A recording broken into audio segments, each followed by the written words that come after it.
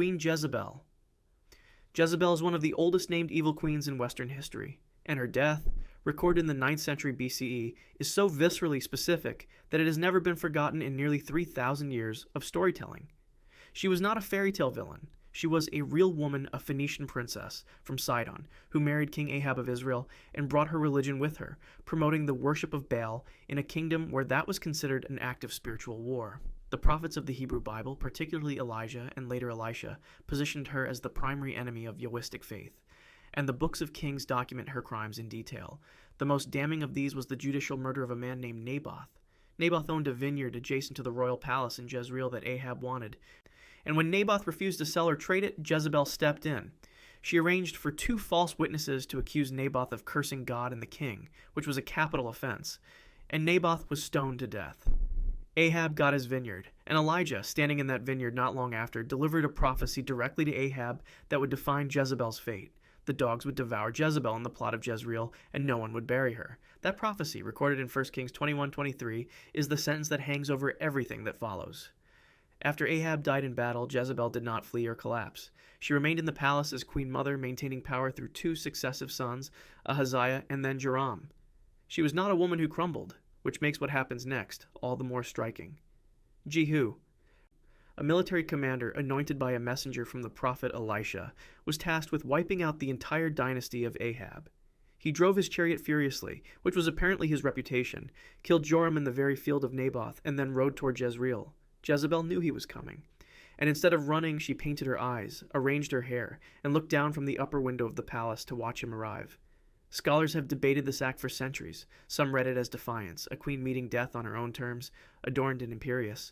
Others read it as a formal royal self-presentation, the only dignity available to her. Either way, she did not hide. Jehu looked up at her and called out to the eunuchs standing in the window with her, asking who was on his side. 3 of them looked down. He told them to throw her down, and they did. Her blood splattered on the wall and on the horses, and Jehu drove his chariot over her body. Then he went inside, ate and drank, and told his servants to bury her, because she was a king's daughter. But when the servants went out to bury her, they found almost nothing. The dogs had come quickly. What remained was her skull, her feet, and the palms of her hands. Elijah's prophecy, delivered years earlier in that stolen vineyard, had been fulfilled with an exactness that the text presents as divine precision.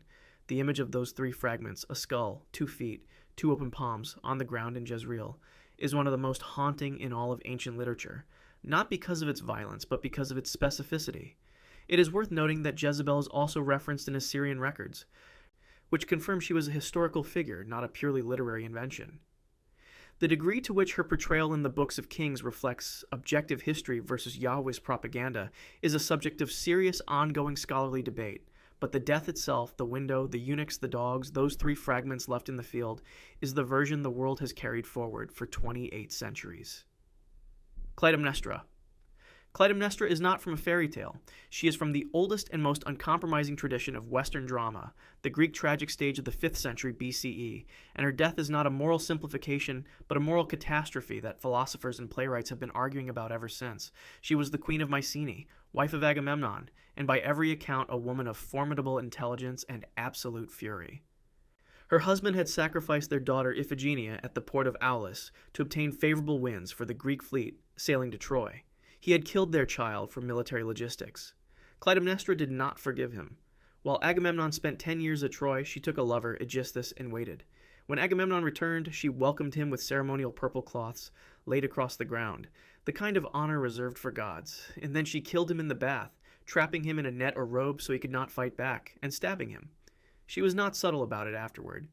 In Aeschylus's Agamemnon, the first play of his Oresteia trilogy, written around 458 BCE, she stands over his body and describes the killing with something that sounds almost like satisfaction.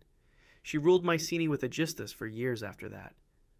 Her death comes in The Libation Bearers, the second play of the trilogy, when her son Orestes returns in disguise, commanded by the god Apollo through the oracle at Delphi to avenge his father. Orestes kills Aegisthus first. Then he confronts his mother, and this is where Aeschylus does something that no subsequent playwright has entirely surpassed. Clytemnestra, realizing what is about to happen, bares her breast to her son, the breast that nursed him, and asks him if he can really kill the woman who fed him. Orestes hesitates. His companion Pylades speaks, reminding him of Apollo's command. Orestes kills her. It is one of the most morally agonizing moments in all of ancient drama, not because Clytemnestra is innocent, but because the act of matricide is not clean.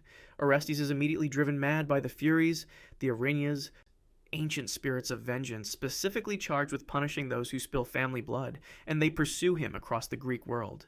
The Oresteia resolves this in its third play, the Eumenides, by placing Orestes on trial at Athens before the goddess Athena and a jury of citizen judges, in what Aeschylus frames as the founding of civic justice and the end of the blood cycle. The vote ties. Athena breaks the tie in Orestes' favor. The Furies are transformed into the Eumenides, the kindly ones, and appeased. Clytemnestra's death is the hinge point of this entire architecture. She is killed because she killed. But killing her creates a new wound that requires the entire machinery of civilization to resolve.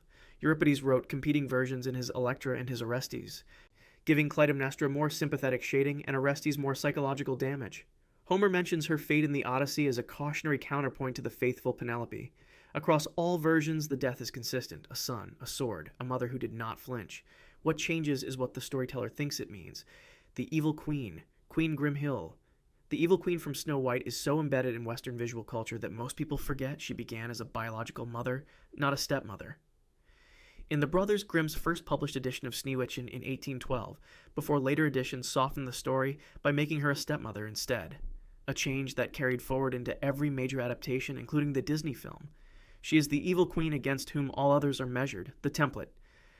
The original modern version of the archetype, and her methods and her death, reflect a world in which villainy is punished with the same coin it spent. In the Grimm tale, she attempts to kill Snow White 3 times after the huntsman fails to bring back her lungs and liver as proof of the deed.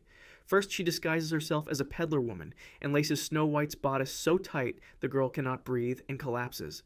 The dwarfs save her. Second, she returns with a poisoned comb that renders Snow White unconscious the moment it touches her hair. The dwarfs save her again. Third, she brings the poisoned apple, half white and half red, eating the white half herself to prove it is safe, and Snow White eats the red half and falls into the death-like sleep. And then the dwarfs cannot save her, not immediately. She lies in a glass coffin for what the text implies is a long time. The prince's arrival, and in the original Grimm version it is the jolting of the coffin being carried that dislodges the apple, not a kiss, wakes her. The evil queen comes to the wedding. And here the tale does what the Grimm tales do best. It makes the punishment a perfect mirror of the crime. She is forced to put on a pair of iron shoes that have been heated red hot in a fire, and she is made to dance in them until she dies. There is no negotiation. There is no speech. She dances until she falls. This is the death in the source material, brutal, symmetrical, and designed to satisfy a moral logic that has nothing to do with mercy.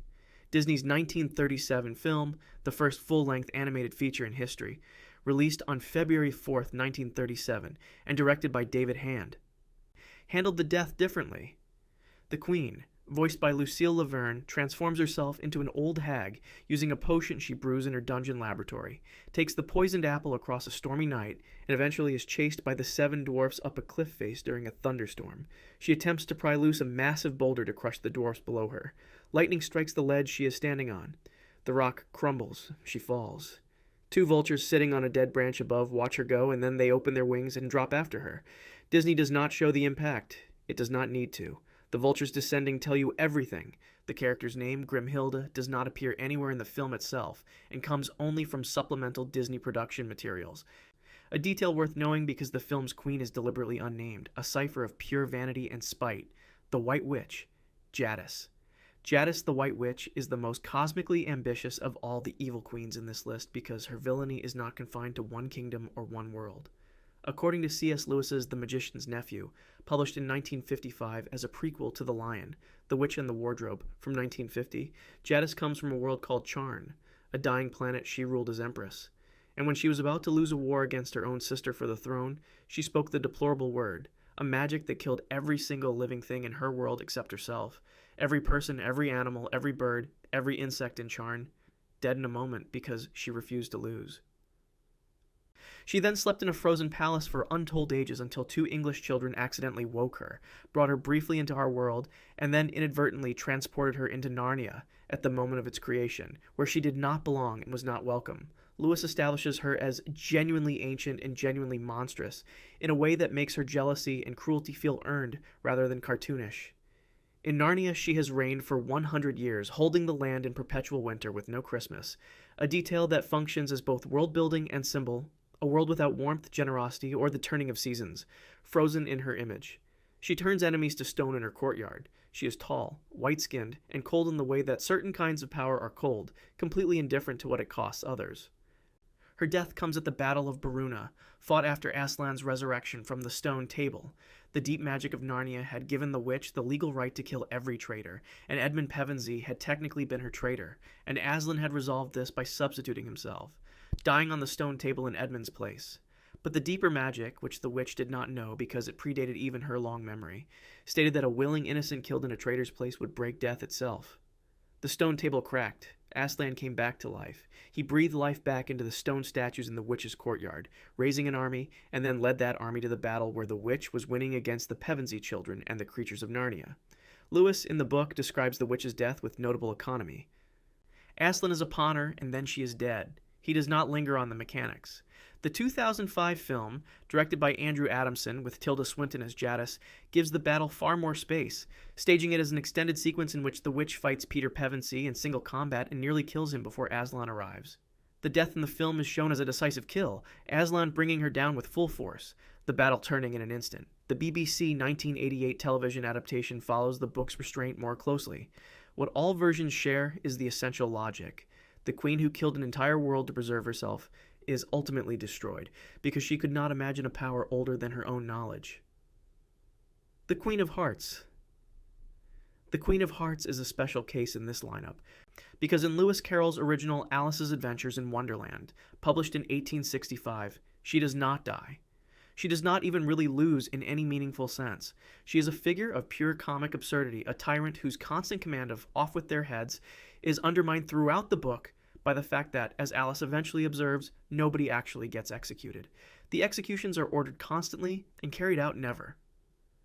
She is hysteria given a crown, power without consequence, a very specific kind of satirical target for Carroll, who was setting up a certain kind of Victorian authority that makes a tremendous amount of noise while accomplishing nothing. Alice defeats her not with a sword or magic, but by growing large enough, literally and metaphorically, to stand her ground and tell the court that they are nothing but a pack of cards. Then she wakes up. The Queen of Hearts never dies in Carroll's text. She is simply made irrelevant and then dissolved back into a dream. This is worth establishing because every adaptation that gives her a death is doing something Carroll deliberately avoided.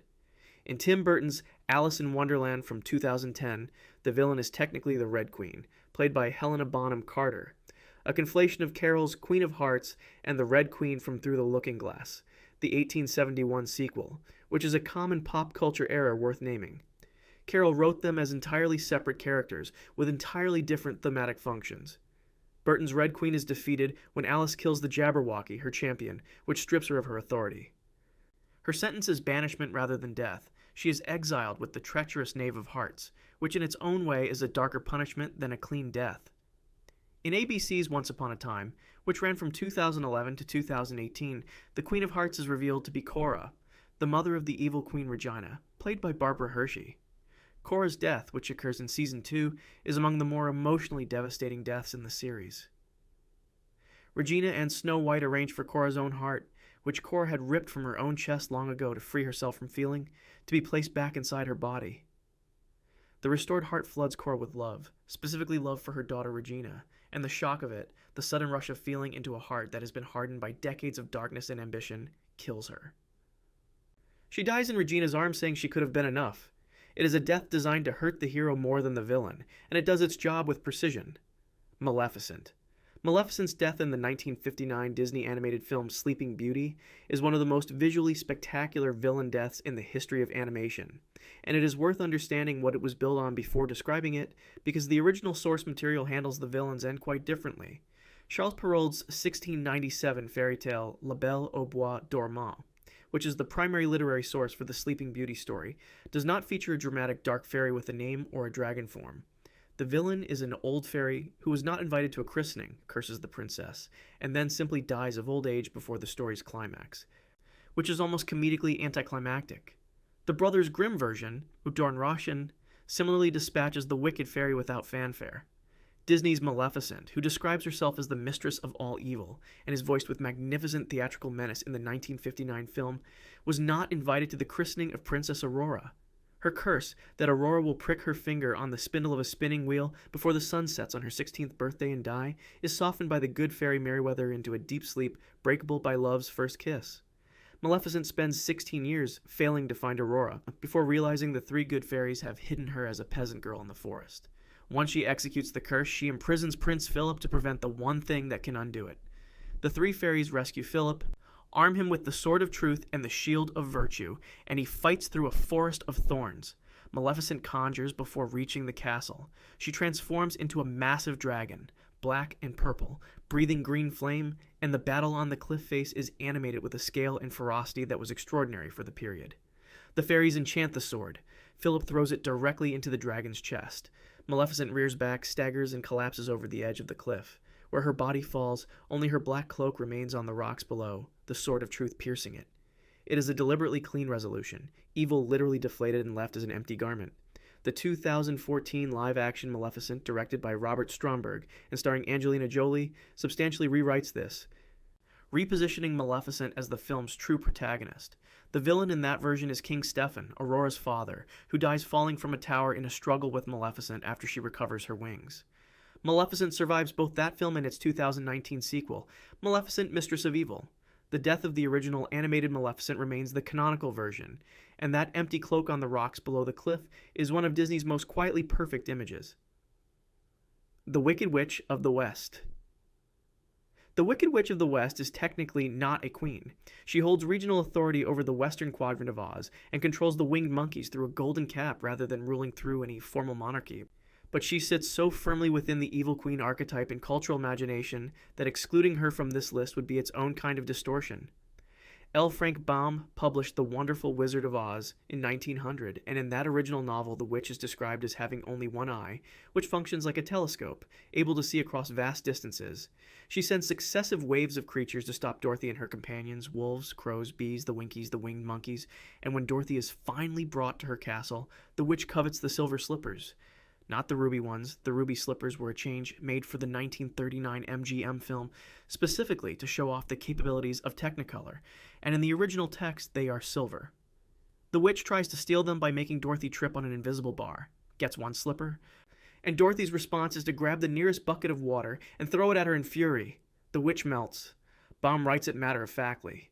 The witch cried out in despair, and then she melted away as a lump of sugar does in water, and Dorothy swept up the resulting puddle and threw it out the door. Dorothy is surprised by how easy it was. That flatness, that anticlimactic simplicity, is part of what Baum was doing, puncturing the idea that great evil is necessarily powerful or durable. The 1939 MGM film, directed by Victor Fleming and starring Margaret Hamilton as the witch, transformed this into one of cinema's most iconic death sequences. The witch has Dorothy cornered in her castle. She sets the scarecrow's arm on fire. Dorothy, trying to douse the scarecrow, grabs a bucket of water and splashes it, and some of it catches the witch. The witch begins to melt, screaming, "I'm melting, melting, oh, what a world! What a world!" sinking into her own hat and cloak as her guards watch in bewilderment. It is theatrical, specific, and perfectly performed. Gregory Maguire's 1995 novel Wicked and the 2003 Broadway musical adaptation by Stephen Schwartz and Winnie Holzman retold the story from the witch's point of view, naming her Elphaba and giving her a full and sympathetic life. In both the musical and in John M. Chu's 2024 film adaptation, the water scene is staged and then complicated, with strong implications that Elphaba did not actually die but staged her own death to escape, a deliberate and meaningful subversion of the original ending that asked the audience to question what they thought they knew. Evil Queen Regina Mills, played by Lana Parrilla across all 7 seasons of ABC's Once Upon a Time from 2011 to 2018, is the most psychologically complex entry in this list, and she is here partly because she represents something genuinely unusual in the Evil Queen tradition.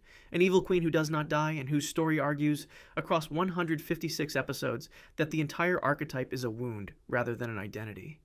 Regina is the evil queen from Snow White transplanted into the small town of Storybrooke, Maine, by her own dark curse, which froze all the fairy tale characters in time without their memories for 28 years. She begins the series as the town's mayor, the most powerful person in Storybrooke, and the primary antagonist. Her backstory is dispensed carefully across the show's early seasons. She was a young woman whose first love, A stable hand named Daniel was killed when a young Snow White, trying to help, revealed to Regina's mother, Cora, the secret relationship, and Cora, who had ambitions for her daughter that did not include stable hands, tore out Daniel's heart and killed him. Cora had also ripped out her own heart long before that, choosing power over feeling. Regina grew up under a mother who controlled her absolutely, and her villainy in the fairy tale world was built on grief, twisted into fury across years of manipulation by Rumpelstiltskin. The show does not excuse her. She did terrible things, but it traces the mechanism of how she became who she became with more care than the fairy tale tradition usually allows. In Season 6, the series takes this further by having Regina magically split the Evil Queen part of herself from her body, creating a literal separate entity. The heroes vote to execute this split-off Evil Queen. Regina refuses to allow it. The Evil Queen is instead given a new life in an alternate realm, a second chance. By the series finale, Season 7, Episode 22, leaving Storybrooke, Regina has become the good queen of a united realm called the Enchanted Forest, governing all the fairy tale worlds in one. She is the only evil queen in this list who lives to rule well. The show uses her arc to make an explicit argument that what we call an evil queen is usually someone whose capacity for love was used against her until it curdled. That argument is not subtle, but it is sustained over 7 years with enough detail that it earns its conclusion. Cersei Lannister. Cersei Lannister is the most politically sophisticated evil queen in this list, and her death? In Season 8, Episode 5 of HBO's Game of Thrones, titled The Bells and directed by Miguel Sapochnik, was the most controversial moment in a deeply controversial final season. Lena Headey played her across 8 seasons, from 2011 to 2019, in an adaptation of George R.R. Martin's ongoing novel series, A Song of Ice and Fire, the most recent published volume of which, A Dance with Dragons from 2011, leaves Cersei alive as of its final pages, meaning the books have not yet provided a definitive ending for her. In the television version, Cersei's power was always precarious in a particular way she articulated herself. A woman in a world that gives women influence but not authority, operating entirely through the men around her, and increasingly without them as sons and allies, and leverage died away one by one.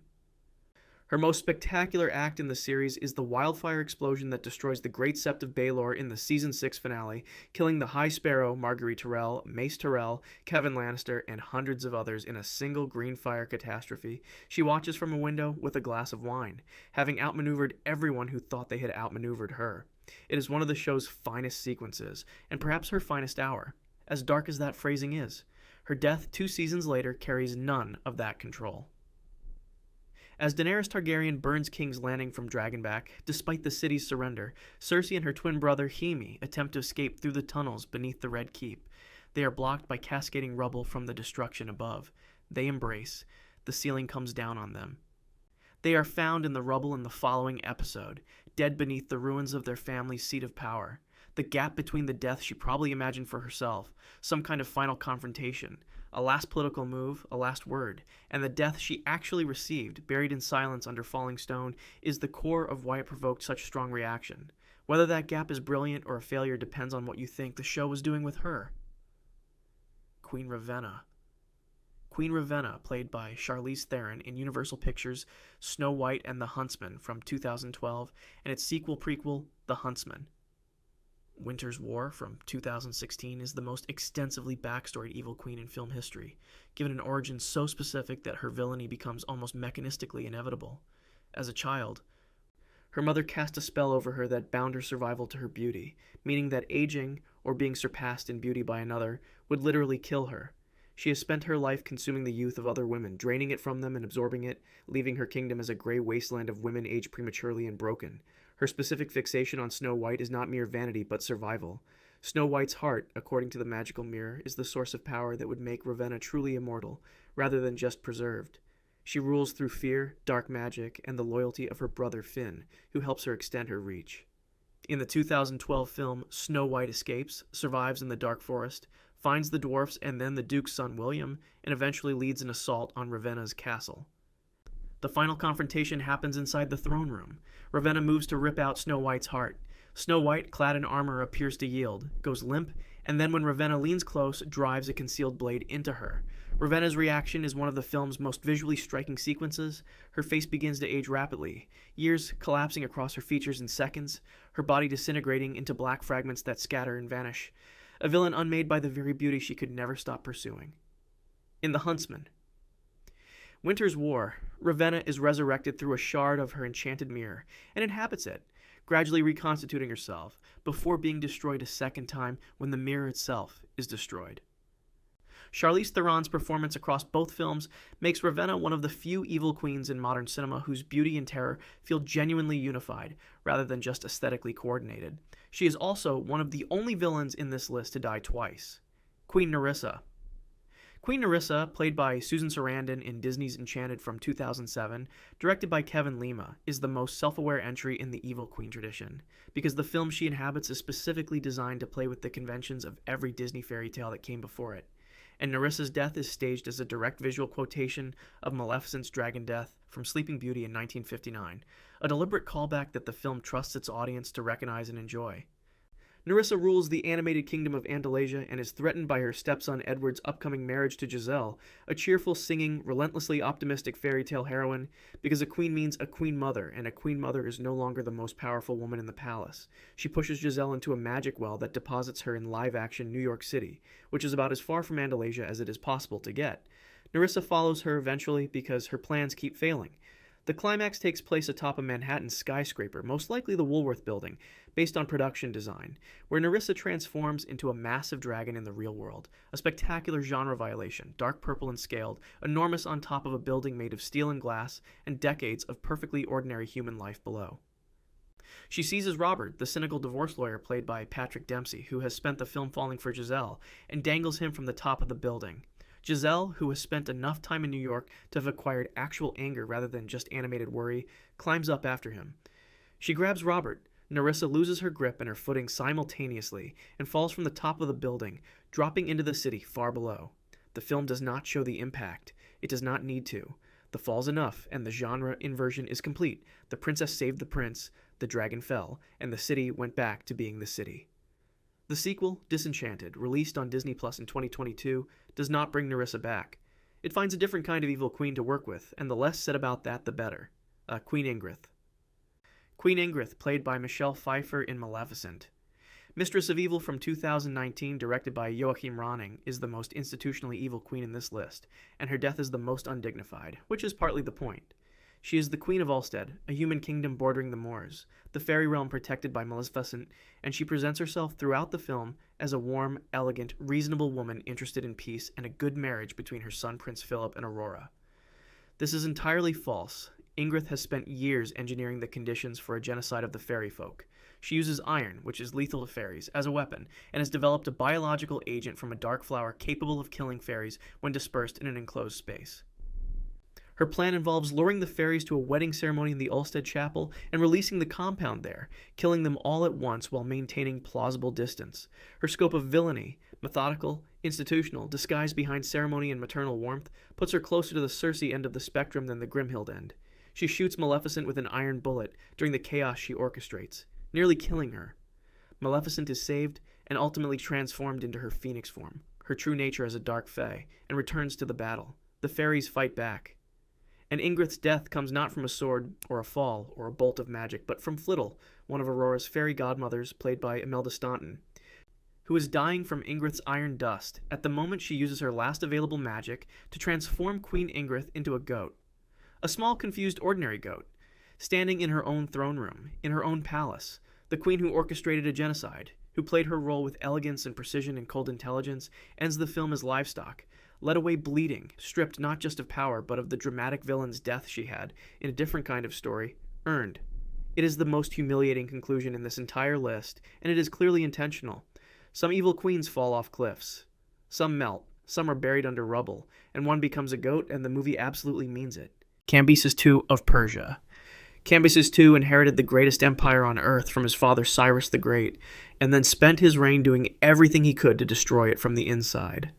He conquered Egypt in 525 BC, which by any military measure was an extraordinary achievement, marching his Persian army across the Sinai Desert and defeating the Egyptian pharaoh Psamtik III at the Battle of Pelusium. But what came after the conquest is where his reputation curdled permanently. According to Herodotus, writing in his histories roughly a generation later, Cambyses desecrated Egyptian temples, mocked the sacred rituals of his new subjects, and most infamously stabbed the Apis bull, the living sacred animal worshipped as a god in Memphis, in the thigh during a fit of contempt for Egyptian religion. Modern Egyptologists have argued that much of this narrative was Egyptian propaganda designed to delegitimize Persian rule, and there is genuine scholarly debate about how much of the Mad King portrait is accurate versus politically motivated slander.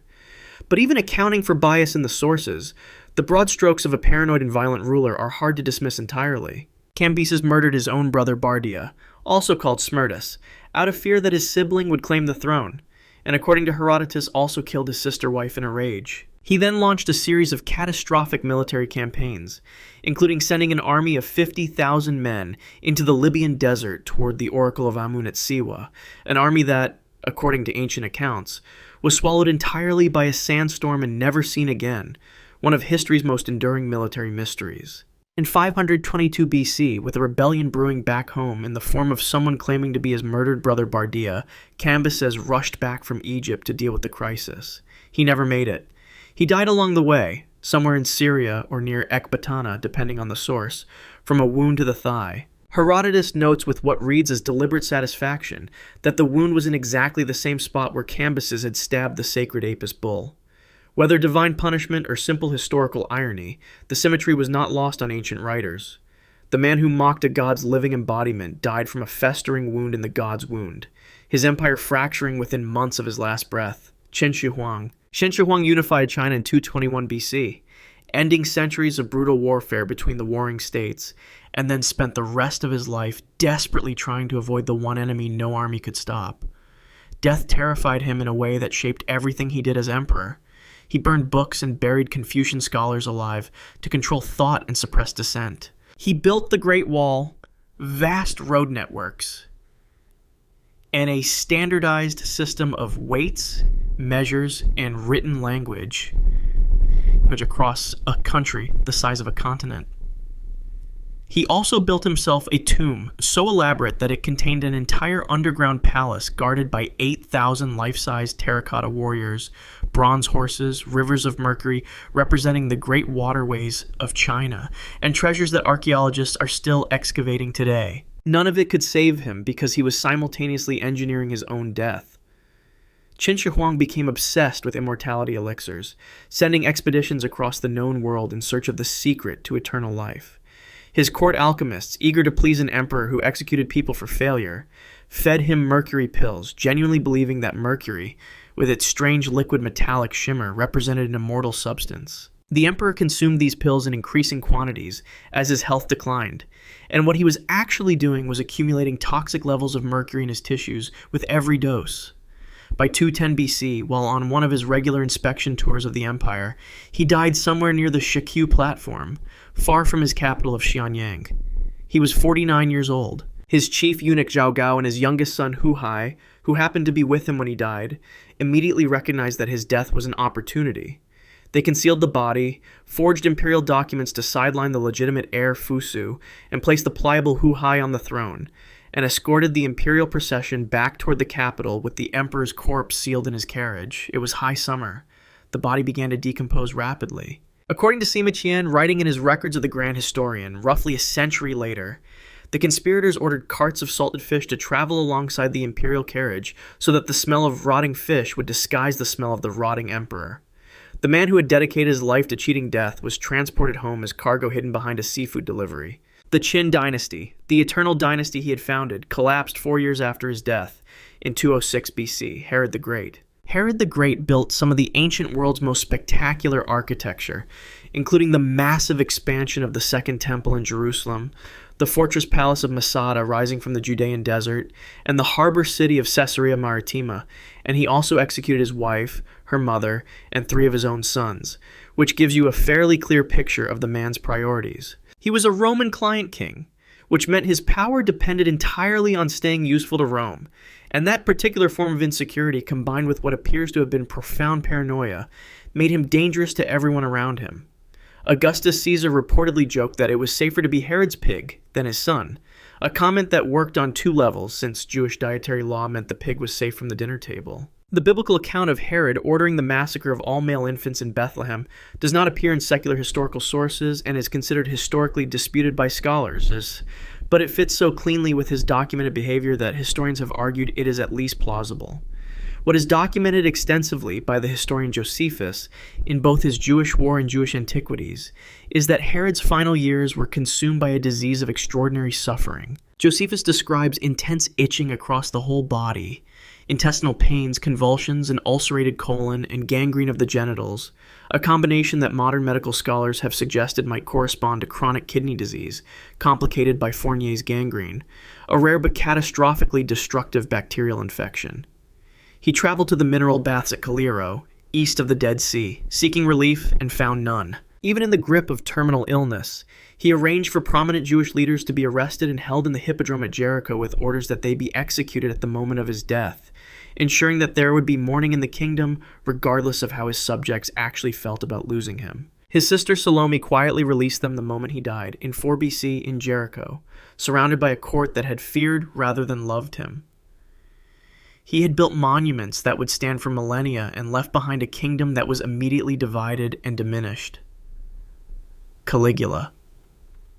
Caligula began his reign in 37 AD as what seemed like a genuine relief. After the grim, paranoid final years of Tiberius, who had driven the Roman Senate into a state of permanent terror with treason trials and executions, the young Gaius Julius Caesar, Augustus Germanicus, nicknamed Caligula, Little Boots, by the soldiers among whom he had grown up, seemed like a breath of air. He released political prisoners, ended the hated treason trials, and was greeted with something approaching public joy across the empire. Then, according to ancient sources including Suetonius in his Lives of the 12 Caesars, and Cassius Dio writing roughly 2 centuries after the fact, something changed.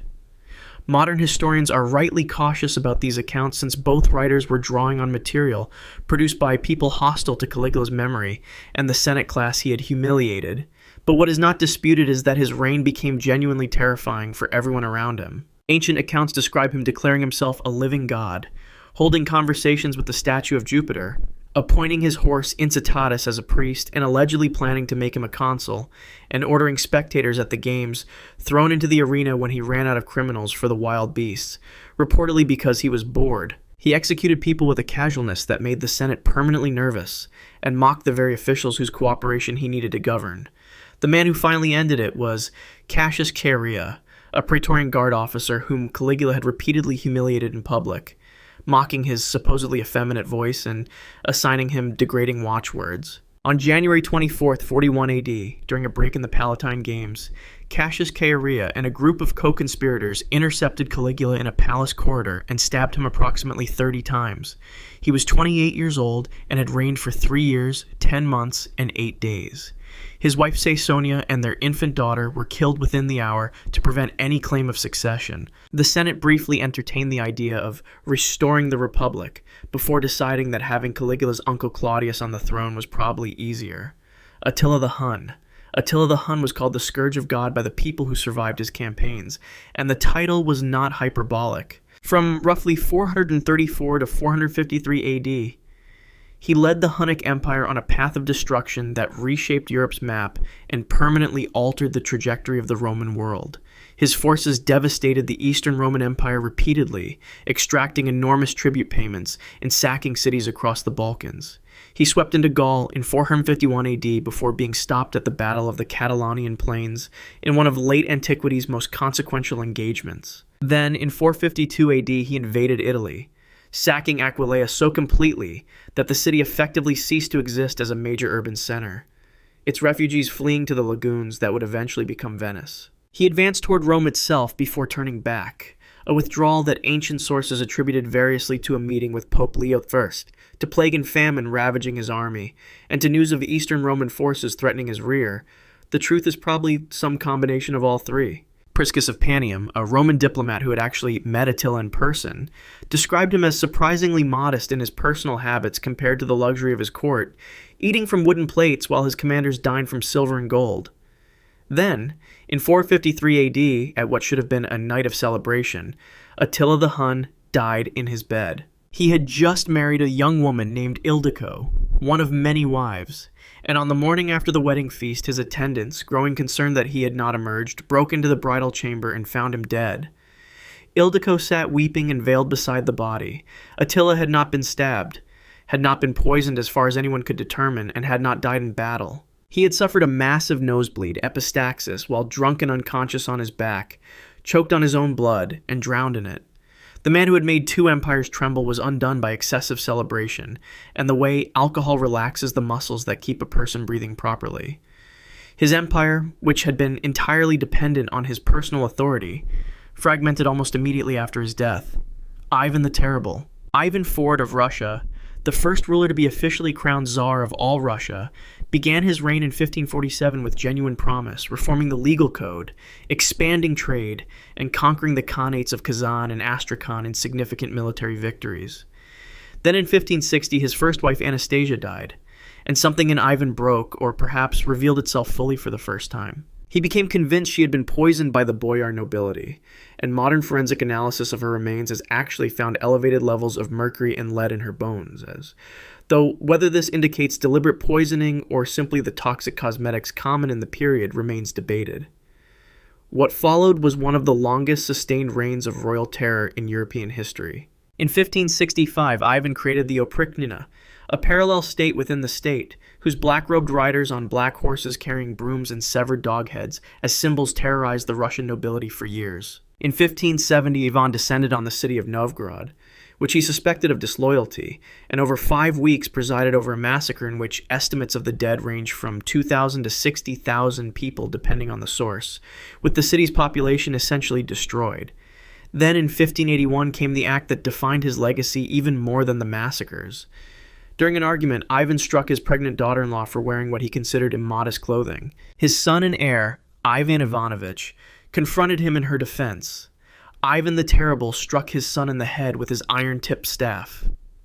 The young man died a few days later. It was an act of rage that cost Ivan his dynasty, since the only remaining heir was the mentally disabled Fyodor, whose reign would end the Rurik line. Ivan himself died on March 18, 1584, reportedly while setting up a chessboard, collapsing suddenly, most likely from a stroke.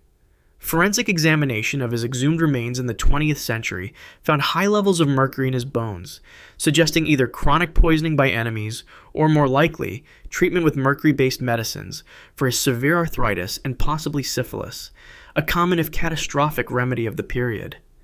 Mary Lachance of England. Mary I of England is remembered almost entirely through the lens of her enemies, and that lens was ground and polished by Protestant propagandists who had every reason to make her look as monstrous as possible. She was the first Queen Regnant of England, the daughter of Henry VIII and Catherine of Aragon, and she came to the throne in 1553 after a period of Protestant rule that had stripped England's Catholic Church of its property, its authority, and its liturgy. Mary's response was to reverse the Reformation, restore papal authority, and between 1555 and 1558 burn approximately 283 Protestants at the stake, a figure that comes primarily from John Fox's Book of Martyrs, a work of explicitly Protestant propaganda that is nonetheless broadly corroborated by other records.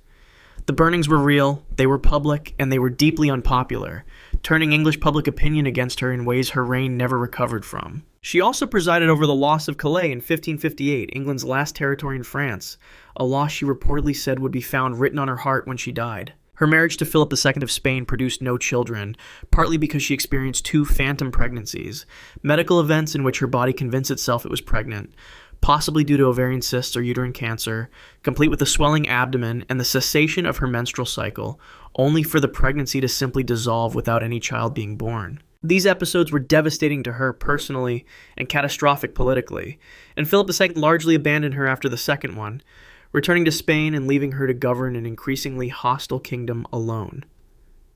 She died on November 17, 1558, probably of uterine or ovarian cancer, possibly complicated by influenza, in her palace at St. James's. Reports say that when the news reached the streets of London, people lit bonfires in celebration. Her Protestant half-sister Elizabeth was waiting and became queen within hours. Philip II of Spain. Philip II of Spain sat at the center of the largest empire the world had yet seen, and administered it with the cold, meticulous attention of a man who genuinely believed that God had appointed him to defend Catholicism against all enemies. From his vast palace monastery of the Escorial, built in the stark granite hills north of Madrid, He signed documents in enormous quantities, including the warrants that fueled the Spanish Inquisition, the orders that sent the Duke of Alba to the Netherlands with instructions that produced the Council of Blood, and the execution of an estimated 18,000 people during the suppression of the Dutch Revolt, and the plans for the Spanish Armada of 1588. 130 ships carrying roughly 30,000 men sent to invade England and dethrone Elizabeth I, which was scattered and largely destroyed by storms and English naval tactics before it ever landed a soldier. Philip also presided over the silver extraction operations at Potosi in modern Bolivia, where indigenous and enslaved African workers died in enormous numbers, mining the ore that funded his ambitions. He was, in other words, responsible for extraordinary suffering across 3 continents, and he died in a way that seemed designed by a very literal-minded universe to balance the account. In his final years, he developed gout so severe that his joints became immovable, and then his body began producing abscesses and suppurating wounds across its surface in such quantity, and with such severity, that his attendants could not touch him without causing agony. He lay in a specially constructed room in the Escorial for 53 days without being able to move. His mattress so soaked through with fluid from his wounds that servants had to cut holes in it to drain them. He could not be cleaned, could not be turned, could barely be spoken to. He died on September 13, 1598, reportedly gazing at a crucifix that his father Charles V had held at his own death, the empire he left behind already beginning the long decline that would consume the next century. Ivan VI of Russia. Ivan VI of Russia was Tsar for 13 months, from October 1740 to November 1741, during which time he was between 2 months and 15 months old, and therefore had no awareness of being Tsar at all. He was deposed by Elizabeth I, daughter of Peter the Great, who marched into the palace with soldiers and had the infant taken away along with his mother and father. What followed was one of history's most extreme cases of royal imprisonment. Ivan was held in increasingly isolated conditions as he grew up, moved from location to location, kept away from contact with other people, his identity concealed from his guards, who were simply told they were guarding a special prisoner. He was eventually held at Schlisselburg Fortress, a bleak stone complex on an island in the Neva River near Lake Ladoga. Accounts of his mental state by adulthood vary significantly, and should be treated with caution given that they come from people who had every reason to downplay his coherence. But some reports suggest he knew he had once been Tsar, that he was aware of his own name and situation, while others describe him as badly damaged by the isolation and barely able to communicate. In 1764, a young military officer named Vasily Mirovich decided he was going to free Ivan, restore him to the throne, and be celebrated as a hero. He had spent time reviewing historical documents that convinced him Ivan's claim was legitimate and his imprisonment unjust. What Mirovich did not know was that Ivan's guards had carried standing orders for over 2 decades. If anyone attempted to free the prisoner, kill him rather than allow rescue. When Mirovich's soldiers reached Ivan's cell, the guards followed their orders. They stabbed Ivan to death before Mirovich could reach him. Ivan was 23 years old. He had never governed, never made a decision of consequence, never done anything at all, and he died because of who he had been as an infant. Mirovich was arrested, tried, and executed by beheading, apparently genuinely shocked that Catherine the Great did not consider him a liberator. Frederick William I of Prussia. Frederick William I of Prussia is largely forgotten outside of specialist histories of 18th century Germany, overshadowed entirely by his son Frederick the Great, which is somewhat ironic given that without the father's obsessive military building, the son would have had nothing to conquer Europe with. Frederick William I, known as the Soldier King, built the Prussian army into one of Europe's most formidable fighting forces through a combination of genuine administrative genius and personal behavior that can only be described as unstable. He beat courtiers with his cane when he felt they were not working hard enough.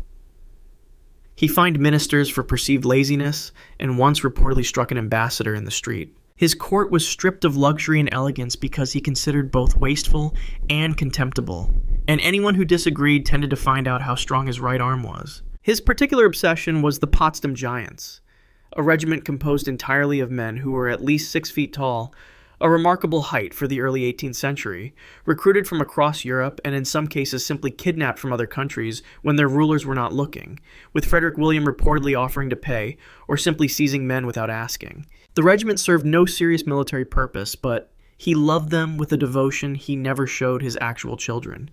His son Frederick, the future Frederick the Great, was sensitive, intellectual, interested in music and philosophy, and therefore precisely the kind of person his father despised and worked to break.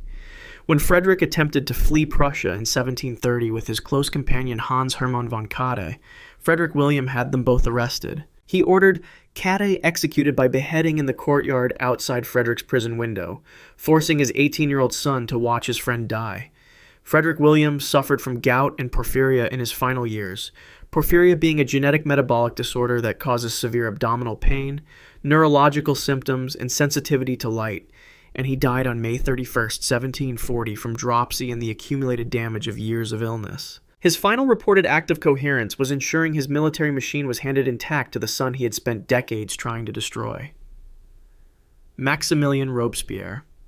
Maximilien Robespierre was not a king.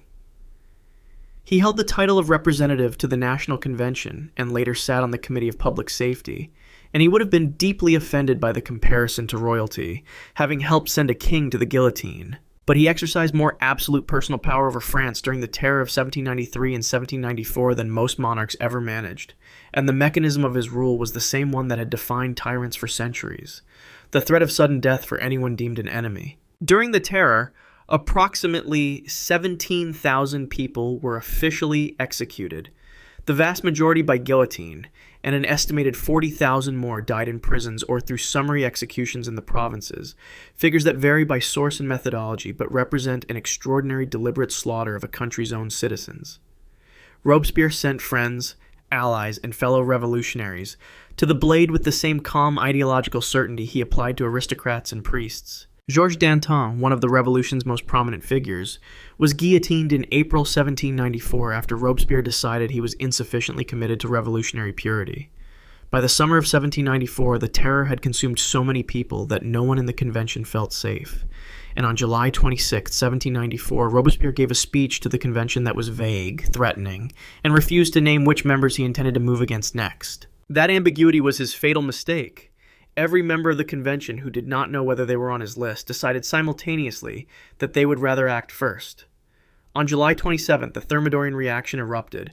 Robespierre was shouted down, arrested, and taken to the Hôtel de Ville, where he was found the following morning with a shattered jaw. Whether he had attempted to shoot himself or whether a gendarme shot him remains genuinely disputed by historians.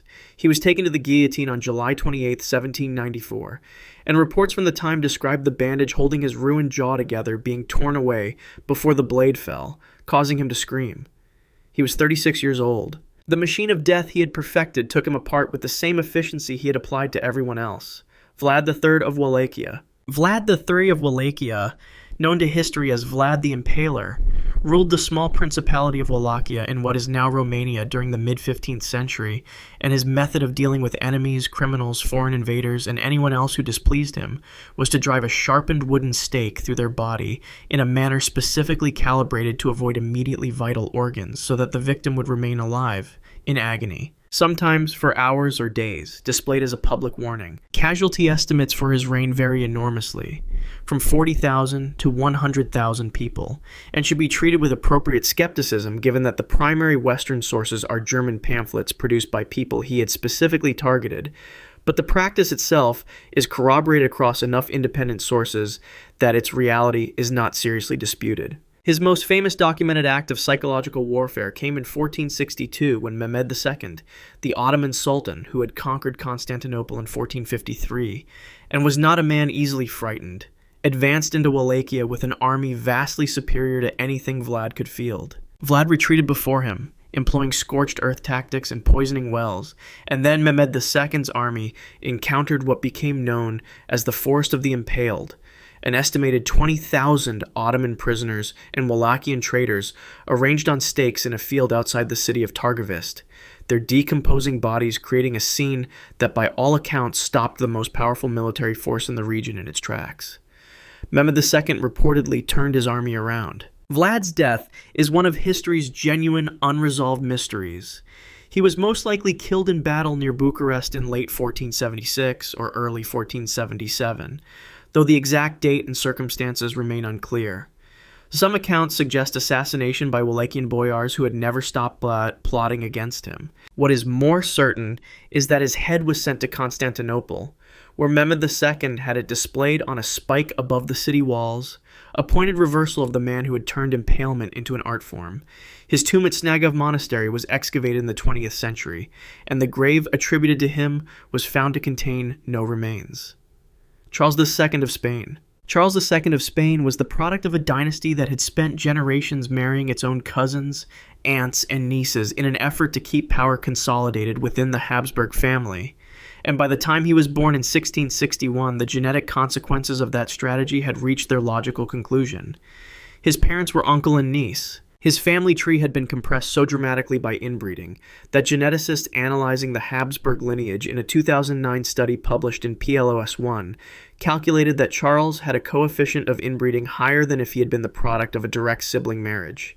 The physical results were comprehensive. He had the severe Habsburg jaw in its most extreme recorded form, the prognathism so pronounced that his lower teeth protruded past his upper teeth by a significant margin, making it impossible for him to chew solid food until he was in his late teens. He could not walk properly, suffered from what researchers have identified as likely combined pituitary hormone deficiency and distal renal tubular acidosis, was almost certainly impotent, and was probably intellectually disabled to some degree, though accounts of his intelligence vary and should be read with awareness that his courtiers had reasons to both exaggerate and minimize his capabilities. His subjects in court genuinely believed he was the victim of witchcraft, hence his nickname, El Hechizado, the Bewitched, and priests performed exorcisms on him with his participation, since he had been raised in a court where supernatural explanations for misfortune were standard. Spain spent the last decade of his reign locked in frantic diplomatic maneuvering about succession, since it was obvious to everyone, including Charles, that he would produce no heir. He died on November 1st, 1700, aged 38, though he had the physical constitution of a much older and more thoroughly broken man. The autopsy report, as described in historical accounts, recorded a body in a state of almost total systemic failure. His death triggered the War of the Spanish Succession, which reshaped Europe for decades and cost hundreds of thousands of lives.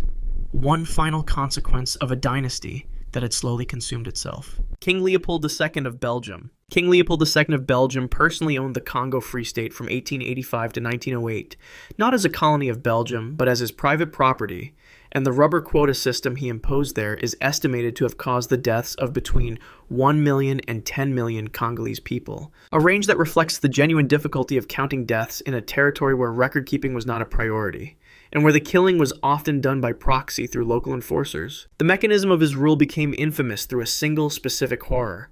Soldiers and enforcers were required to account for every bullet they fired by producing a severed hand, the logic being that bullets were expensive and accountability was necessary.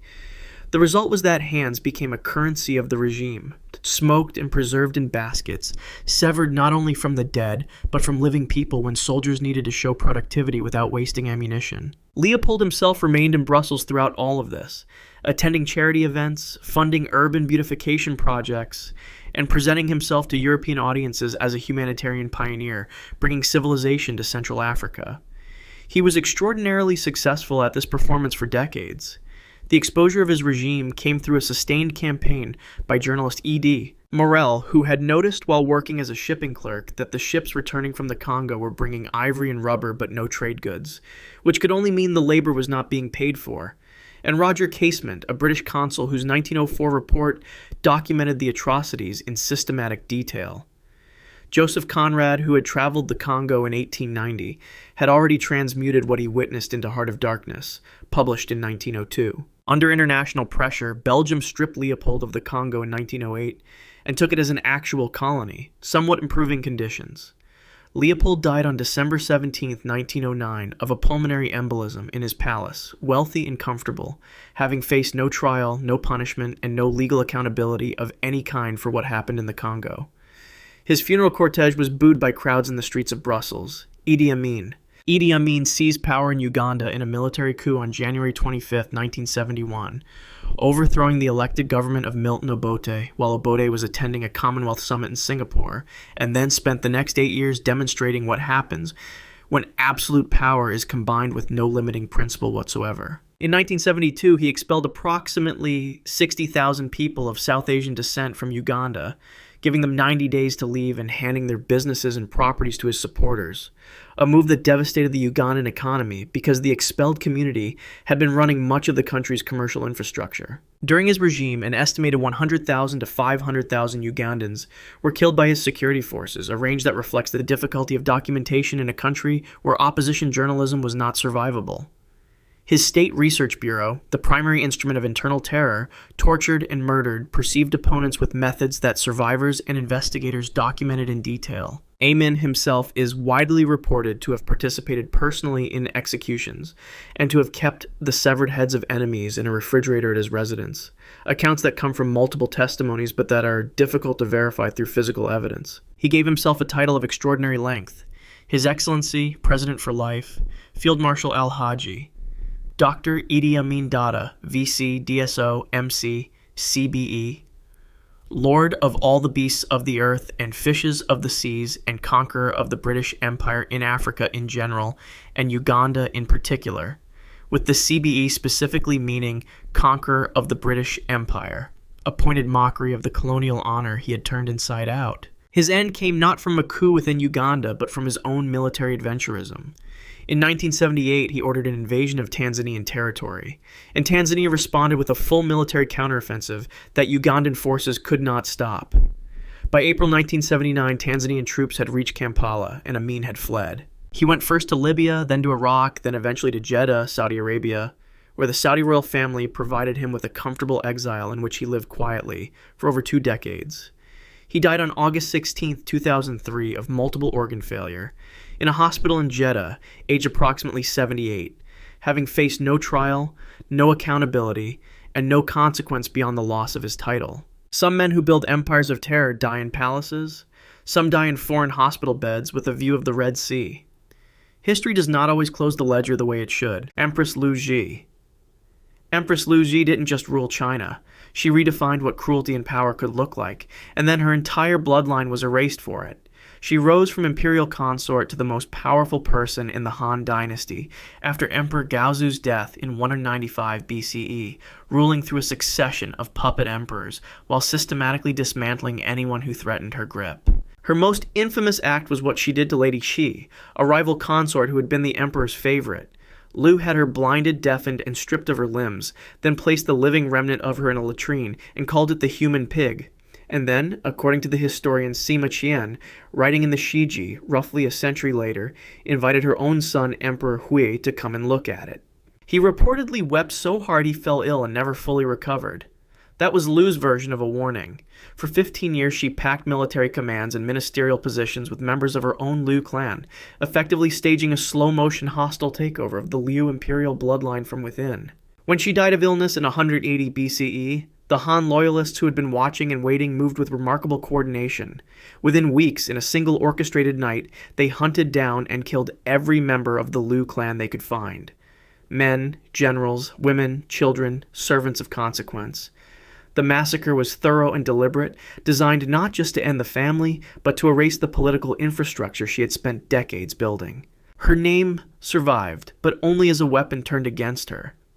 For 2,000 years of Chinese historical writing, Empress Liu became the standard citation for female political ambition as inherent corruption, the cautionary example dragged out whenever a woman reached for power. She wasn't remembered as a ruler, she was remembered as a monster, which was exactly what her enemies needed her to be. Princess Roxane. Roxane of Bactria was already making political calculations before Alexander the Great's funeral arrangements were finalized, which tells you almost everything you need to know about her. When Alexander died in Babylon in 323 BCE without a clear succession plan, Roxane moved within days.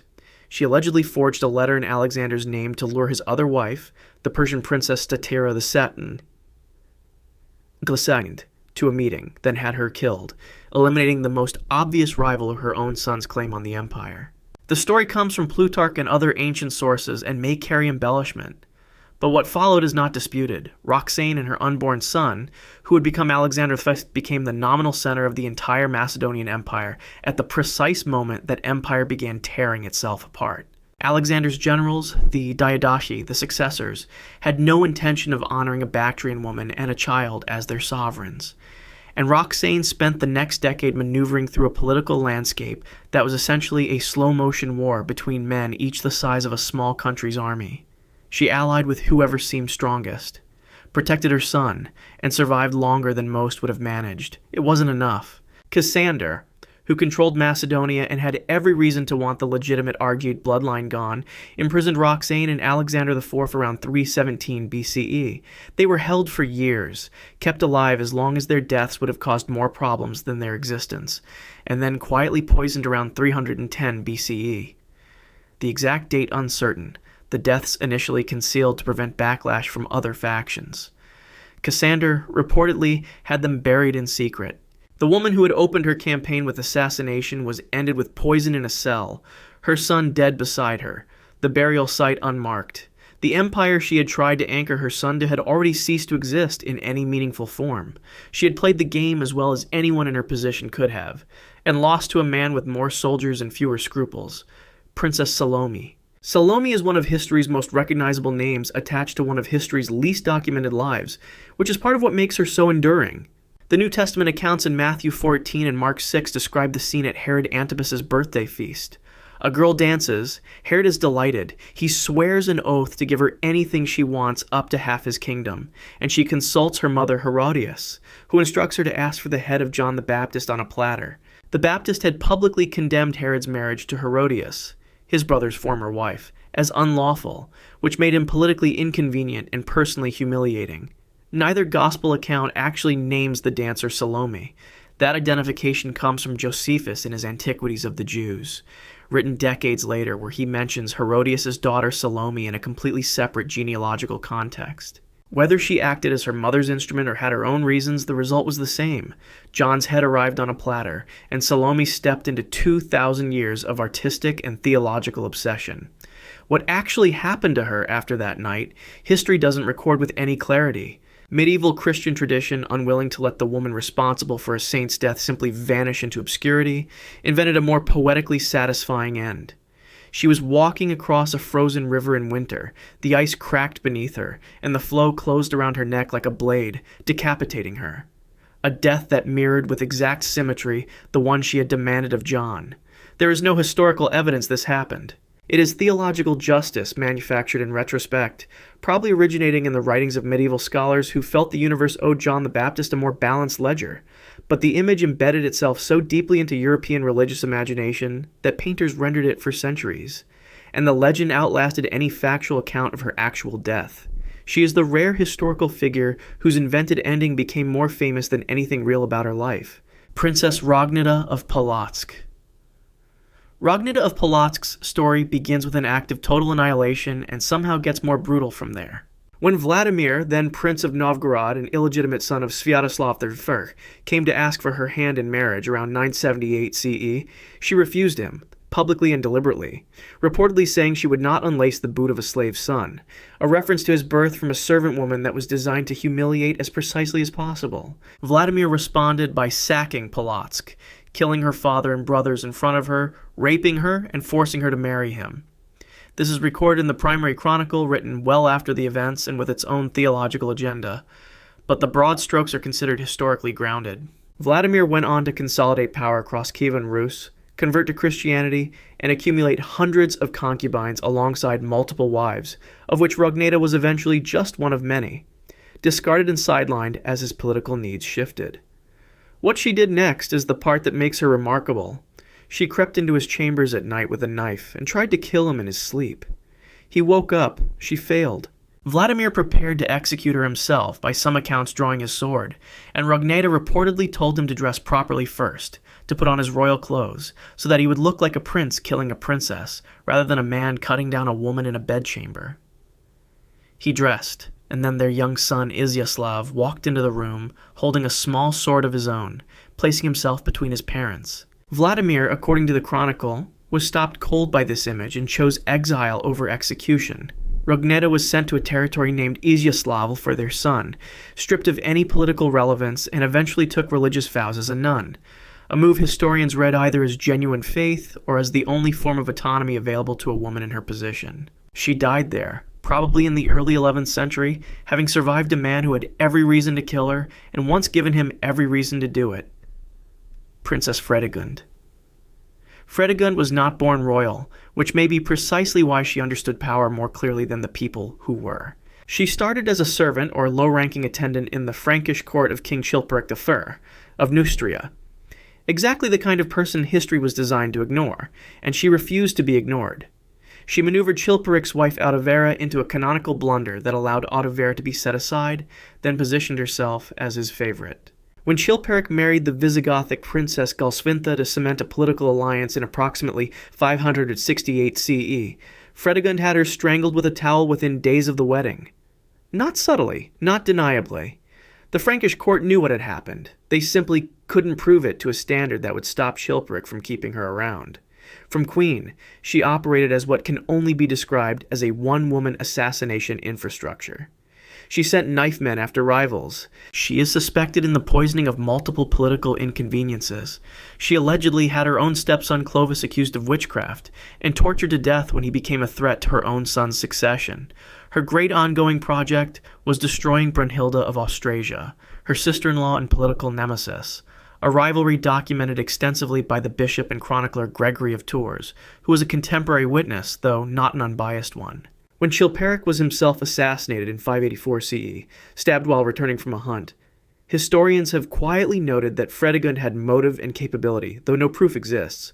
She maneuvered brilliantly through the aftermath, securing protection for herself and her infant son Clothar II from King Guntram, and ruled effectively as regent, continuing to deploy operatives against her enemies. She died in 597 CE, in her bed, as queen, surrounded by her court, her son's future secured, having outlived nearly every person who had ever threatened her. Gregory of Tours recorded her death with what reads, between the lines, as barely contained disbelief. The woman who strangled a queen with a towel died of old age. Historians have found this cosmically unfair for 14 centuries, and counting. Princess Sophia Alexeyevna. Sophia Alexeyevna seized power in Russia through an act of sheer audacity that the political culture of her era was entirely unprepared for. She simply appeared. In 1682, during the succession crisis following Tsar Fyodor III's death, Sophia mobilized the Streltsy, an elite musketeer corps, and walked into public court life at a time when royal women in Russia were expected to remain invisible in the Terem, the secluded women's quarters. She made speeches. She negotiated. She refused to disappear back behind the curtain, and it worked. She became regent for her brothers Ivan V and the young Peter I, ruling Russia for 7 years through her lover and chief minister Vasily Golitsyn. By most accounts, she governed competently, conducting foreign policy and managing internal affairs while Peter grew up at his estates, building toy armies with real soldiers. When Peter moved to consolidate power in 1689, Sophia tried to mobilize the Streltsy again, and this time the troops defected. Golitsyn was exiled to the Arctic. Sophia was confined to the Novodevichy convent outside Moscow. Not a death sentence, but close enough to one that it functioned the same way. She was there in 1698 when the Streltsy revolted again while Peter was traveling in Europe on his grand embassy, some of the rebels apparently hoping she would emerge and reclaim authority. Her direct involvement was suspected but never conclusively proven. Peter returned from Europe in fury and conducted a mass investigation that produced over 1,000 executions. The exact number varies by source, with figures ranging from 1,782 to over 1,700 Streltsy put to death in the autumn of 1698. Peter had the bodies of the executed rebels hung in chains from the walls outside the Novodevichy convent, positioning 3 of them directly in front of the windows of Sophia's cell. They hung there through the Russian winter, decomposing at eye level. Impossible to ignore. She died inside those convent walls in 1704, having spent 15 years watching the world that was almost hers, from behind a window that her half-brother had arranged to be a permanent reminder of what happened to people who reached for his throne. Isabella of France. Isabella of France was called the she-wolf of France by an English poet, and it is worth noting that the name was invented by someone who had never met her, writing centuries after her death. But it stuck, because it fit the shape of what she had done well enough that no one bothered to find a more accurate label. She was married to Edward II of England at approximately 12 years old as part of a political alliance, and the marriage went wrong in essentially every direction available to a medieval royal marriage. Edward preferred his male favorites, first Piers Gaveston and later Hugh Despenser the Younger, with an openness that humiliated Isabella politically and left her repeatedly stripped of her lands, her income, and her household staff whenever her relationship with France complicated Edward's calculations. She eventually traveled to France on a diplomatic mission in 1325, took Roger Mortimer as her lover, assembled a mercenary force, and invaded England in 1326 with her teenage son Edward III as the nominal figurehead. Edward II's support collapsed almost immediately. The Despensers were captured and executed, Edward II was forced to abdicate, and Isabella and Mortimer governed England as de facto rulers. Edward II died at Berkeley Castle in September 1327, under circumstances that have never been fully resolved. The famous red-hot poker story, a poker inserted rectally, chosen to leave no visible marks while echoing his sexuality, appears in chronicles written years after the fact, and is considered by most modern historians to be a later invention, possibly symbolic rather than documentary. What isn't disputed is that he died in custody, inconveniently for everyone except the people who needed him dead.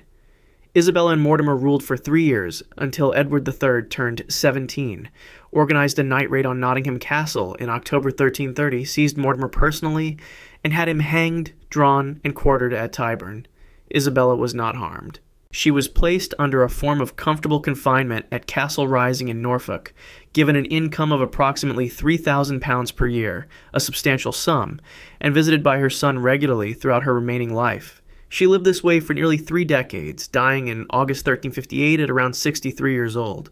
She was buried at her own request in her wedding cloak, the one she had worn when she married Edward II at the age of 12. The she-wolf of France died in silk, in comfort, outlasting Mortimer by 28 years, and her reputation by considerably longer. Princess Zenobia. Zenobia didn't simply rebel against Rome. She conquered it, at least in part, and she did it with enough confidence that she minted coins bearing her own face, and the title Augusta, the feminine form of the supreme Roman imperial title, which was either the boldest political statement of the 3rd century CE or the most spectacular act of self-destruction, depending on how you read what came next. As queen of the Palmyrene Empire in what is now Syria, she launched a military campaign in 270 CE that seized Roman Egypt, advanced into Asia Minor, and established the Palmyrene Empire as a genuine rival power to Rome itself. Emperor Aurelian marched east in 272 CE, defeated her forces at the Battle of Imme and then at Emesa, and besieged Palmyra until it fell. Zenobia attempted to escape toward Persia on camelback, seeking Sassanid protection. She was captured at the Euphrates River before she could cross, within reach of safety. She was transported to Rome and paraded through the streets in gold chains during Aurelian's triumph. The chains reportedly so heavy that attendants had to help support them as she walked, though she walked. What happened after that is where history fractures into 2 completely incompatible versions. One tradition, supported by some ancient sources, holds that she was executed shortly after the triumph, her story ending at the moment of maximum Roman humiliation. The other tradition, found in sources including the Historia Augusta, which modern historians consider unreliable but not entirely dismissible, says that Aurelian was impressed enough by her bearing, her intelligence, and her refusal to perform defeat convincingly that he granted her a villa at Tivoli outside Rome, where she lived out her remaining years as a respected Roman matron, eventually marrying a Roman senator and raising children in the shadow of the empire she had briefly threatened. Both versions have survived because neither can be definitively disproved. History couldn't decide whether she deserved death or domestication, so it gave her both endings and left the question open for 17 centuries. The uncertainty is its own verdict. Charlotte of Mexico. Charlotte of Belgium arrived in Mexico in 1864 as Empress. The wife of Maximilian III, installed by Napoleon III as part of a French imperial project, built on the assumption that Mexico's liberal government under Benito Juarez could be permanently suppressed, which turned out to be one of the more expensive miscalculations of the 19th century. The French troops were the only thing holding the empire together, and when Napoleon III began withdrawing them in 1866 under pressure from the United States, which had just finished its own civil war and had opinions about European monarchies in the Americas, Charlotte sailed to Europe to reverse the decision through sheer force of personal argument. She met with Napoleon III. He refused to recommit troops. She traveled to Rome and secured a private audience with Pope Pius IX, the first woman to spend a night inside the Vatican, according to some accounts, because she refused to leave. It was during these weeks in Rome that something in Charlotte collapsed, in a way that never recovered. She became convinced she was being poisoned, by Napoleon's agents, by her enemies, by persons unspecified, and she stopped trusting any food or drink that passed through human hands. She was observed scooping water directly from a public fountain in the Vatican gardens. She reportedly seized a chicken from a market stall and ate from it on the street, raw proof that it hadn't been tampered with by anyone who knew her plans. The paranoid psychosis that had taken hold never released her. She never returned to Mexico. Maximilian, who had refused to abdicate when she went to Europe, was captured by Warista forces and executed by firing squad on June 19, 1867. Charlotte either never learned of it or learned of it in ways her fractured mind couldn't integrate. She was brought back to Belgium and confined at Bouchoux Castle, where she lived under supervised care for 60 years, periodically lucid, frequently not. Issuing orders to absent courts, playing with dolls, giving commands to people who existed only for her. She outlived Napoleon III, who died in 1873. She outlived Juarez, who died in 1872. She outlived virtually every person connected to the catastrophe that had consumed her and died on January 19, 1927, at 86 years old, having technically survived into the era of talking cinema. Her mind had departed in 1866. Everything after that was just time passing through a room she no longer occupied. Grand Duchess Anastasia Romanova. Anastasia Romanova was 17 years old on the night of July 17, 1918, when Bolshevik guards woke the family at approximately 2 a.m., told them they were being relocated for their safety, led them to a basement room at the Ipatiev house in Yekaterinburg, and shot them. The execution was chaotic and prolonged. The daughters had diamonds sewn into the lining of their corsets, a precaution against exactly the kind of desperate flight that never came, and the hard stones deflected the first bullets, meaning the guards had to finish the work by other means. The burial was hasty and incomplete. 2 of the children's bodies were separated from the main group and burned, buried at a different location, and not discovered until 2007. The main grave wasn't officially located until 1979, and its existence was kept secret until 1991. That gap, the imperfect burial, the missing bodies, the sealed Soviet files, the chaos of a revolution that didn't keep clean records, created a vacuum, and into that vacuum stepped dozens of women across Europe claiming to be the youngest Romanov daughter who had somehow survived. The most sophisticated and persistent was Anna Anderson, who surfaced in a Berlin mental asylum in 1920 with no identification, and eventually claimed to be Anastasia. Her case became one of the longest-running legal and social dramas of the 20th century. She knew details about Romanov family life that seemed impossible for an outsider to possess. She was examined by former members of the imperial household, some of whom accepted her and some of whom rejected her with equal certainty. She attracted aristocratic defenders and passionate opponents. German courts litigated her identity claim from 1938 until 1970 without reaching a definitive ruling. She died in Charlottesville, Virginia in 1984, still maintaining she was Anastasia, having constructed an entire life inside the claim. DNA testing conducted in 1994 compared tissue samples to Prince Philip of Britain, a maternal nephew of Empress Alexandra, and therefore a mitochondrial DNA match for the Romanov daughters, and confirmed that Anna Anderson was almost certainly Franziska Szankowska, a Polish factory worker with a documented history of mental illness who had disappeared around the same time Anderson appeared. The real Anastasia's remains were not officially confirmed by forensic DNA analysis until 2009, when the bones from the secondary burial site were matched to the family. She was not evil. She was a teenager in a basement. But the mythology generated by her death sustained one of history's most elaborate and long-running cults of wishful deception, in which the collective desire to believe that someone had escaped was powerful enough to override evidence, override courts, override DNA, and sustain a fiction for nearly 7 decades. Petronilla Demuth. She was a servant, which meant she had nothing. No wealth, no title, no political connections, and no way out.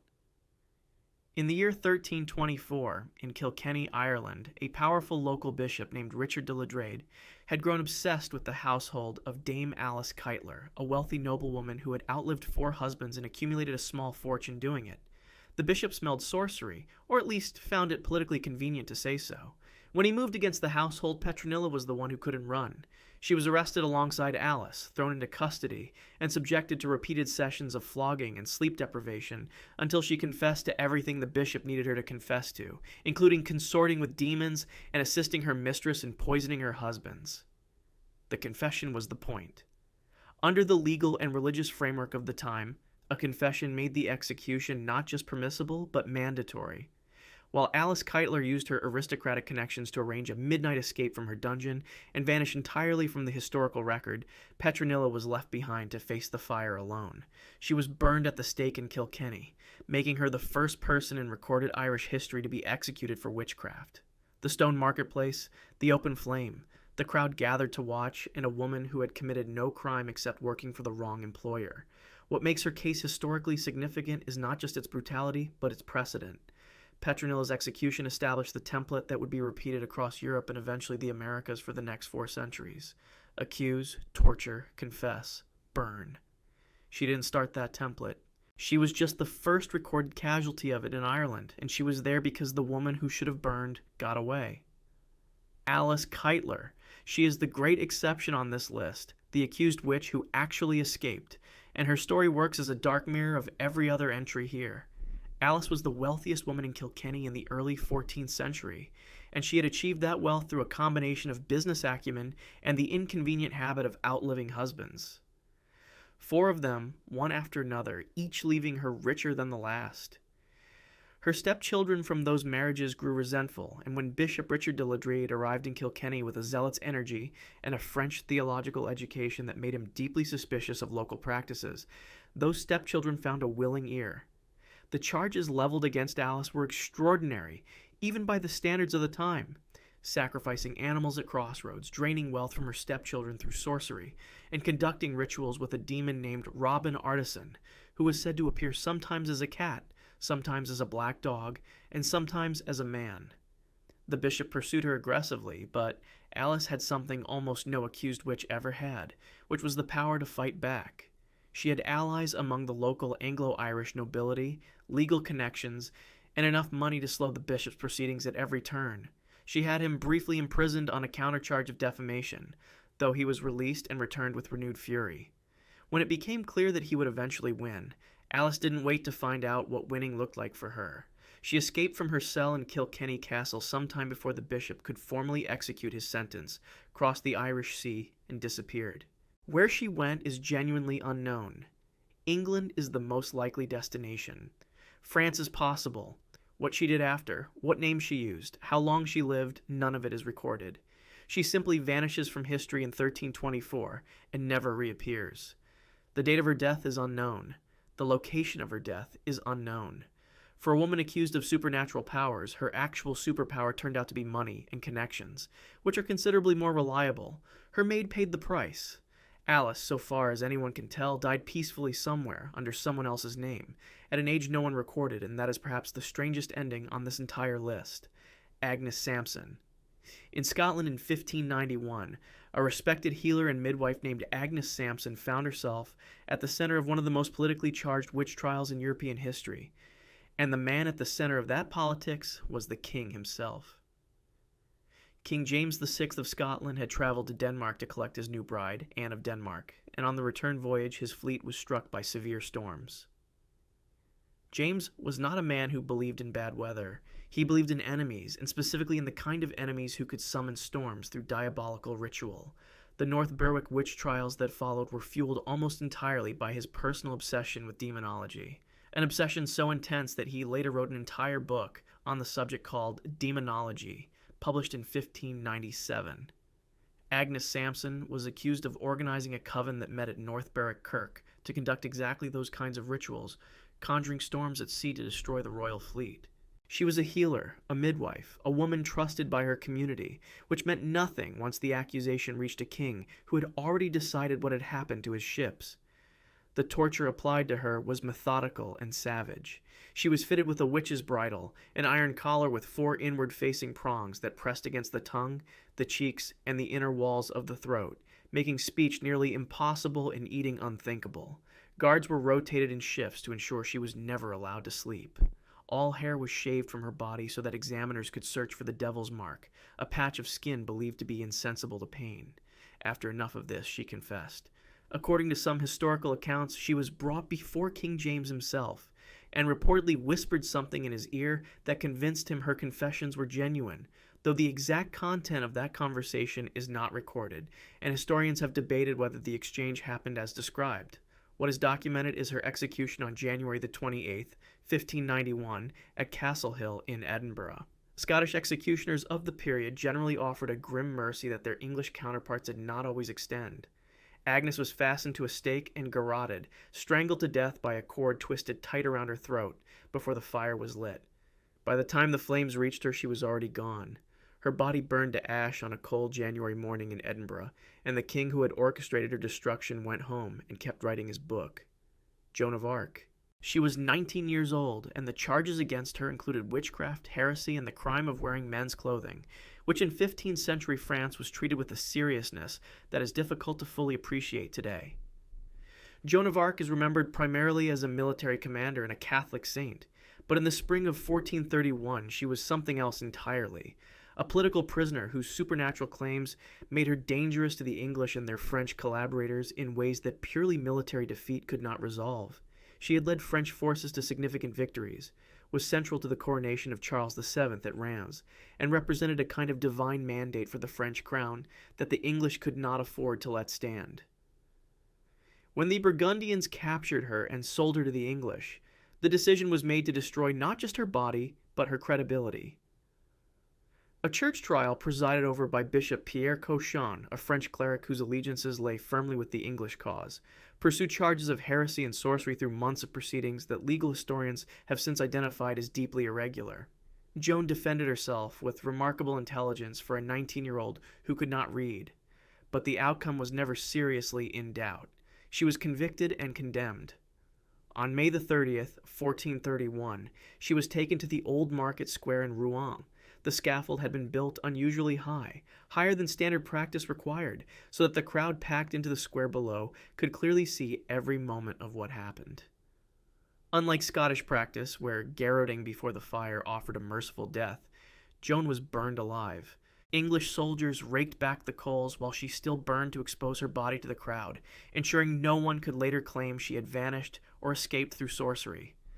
After she died, the remains were burned again, and then a third time, until nothing remained that could be collected as a relic or used to fuel claims of survival. The ash was thrown into the Seine River. In 1456, 25 years after her death, a posthumous retrial declared the original proceedings null and void and restored her reputation. In 1920, the Catholic Church canonized her as a saint. The English burned her 3 times to make sure she stayed dead, and she became immortal anyway. Bridget Bishop. Most people who know anything about the Salem witch trials believe the victims were burned, and that belief is wrong in a way that matters. Under English law, which applied to the Massachusetts Bay Colony in 1692, witchcraft was classified as a felony rather than heresy. Felonies were punished by the gallows. Burning was for heretics on the European continent. The distinction is important because it speaks to the particular legal machinery that killed Bridget Bishop and the 18 people who followed her. Bridget was an easy target. She was outspoken, independently minded, operated 2 taverns, and wore a red bodice in a community that treated black and gray as the appropriate expression of Puritan virtue. She had already been accused of witchcraft once before, in 1680, and had been acquitted. The second accusation, in 1692, arrived in an entirely different climate. The newly formed Court of Oyer and Terminer had been convened specifically to handle the growing wave of accusations, and it admitted spectral evidence, meaning that a witness could testify that Bridget's spirit had visited them in a dream and tormented them, and that testimony was treated as legally meaningful proof of guilt. She was tried on June the 2nd, 1692, convicted, and 8 days later taken to the site now confirmed by historians as Proctor's Ledge on the slope of what was called Gallows Hill. She was hanged from the limb of an oak tree, the rope, the branch, the morning air, the crowd below. No fire, no dramatic spectacle of the kind people imagine when they picture Salem. Just a hanging legally conducted under a legal framework that had decided spectral dreams were sufficient grounds for execution. Bridget Bishop was 58 years old, and she was the first. Over the following months, 18 more people would climb that same hill. 5 more would die in prison before ever reaching trial.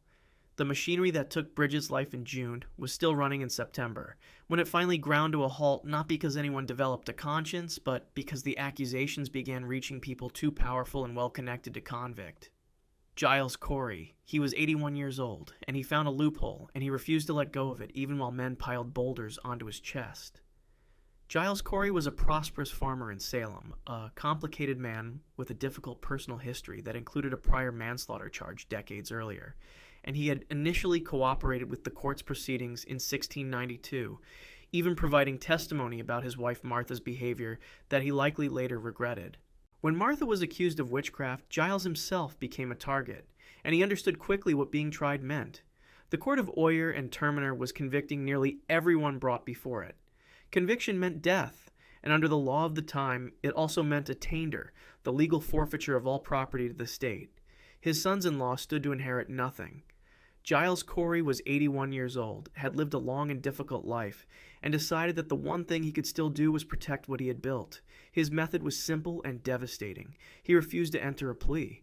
Under English common law, a defendant who would not plead guilty or not guilty could not be brought to trial at all. The court's remedy for this was a procedure called peine forte et dure, which translates roughly as hard and forceful punishment. He was taken to an open field, stripped, and made to lie on his back on the cold ground. A heavy wooden board was placed across his chest. Then the rocks began. Executioners loaded large stones and boulders onto the board one by one over the course of 2 days, pressing down on his chest and abdomen with increasing weight, compressing his lungs, cracking his ribs, making each breath shallower and more agonizing than the last. Each time the sheriff asked him to enter a plea, Corey responded with 2 words. More weight. He said nothing else. He did not beg. He did not confess. He did not give them what they needed to try him and take his farm. He was pressed to death on September the 19th, 1692, suffocating under the accumulated weight of stones, and his property passed to his heirs exactly as he had intended. His wife Martha was hanged 3 days later on September the 22nd. Giles Corey remains the only person in American colonial history known to have been executed by pressing, and the words attributed to him, more weight, are either the most defiant last words in the historical record, or a legend that grew up around a man who was simply too stubborn to give in. Either way they fit, Mary Easty.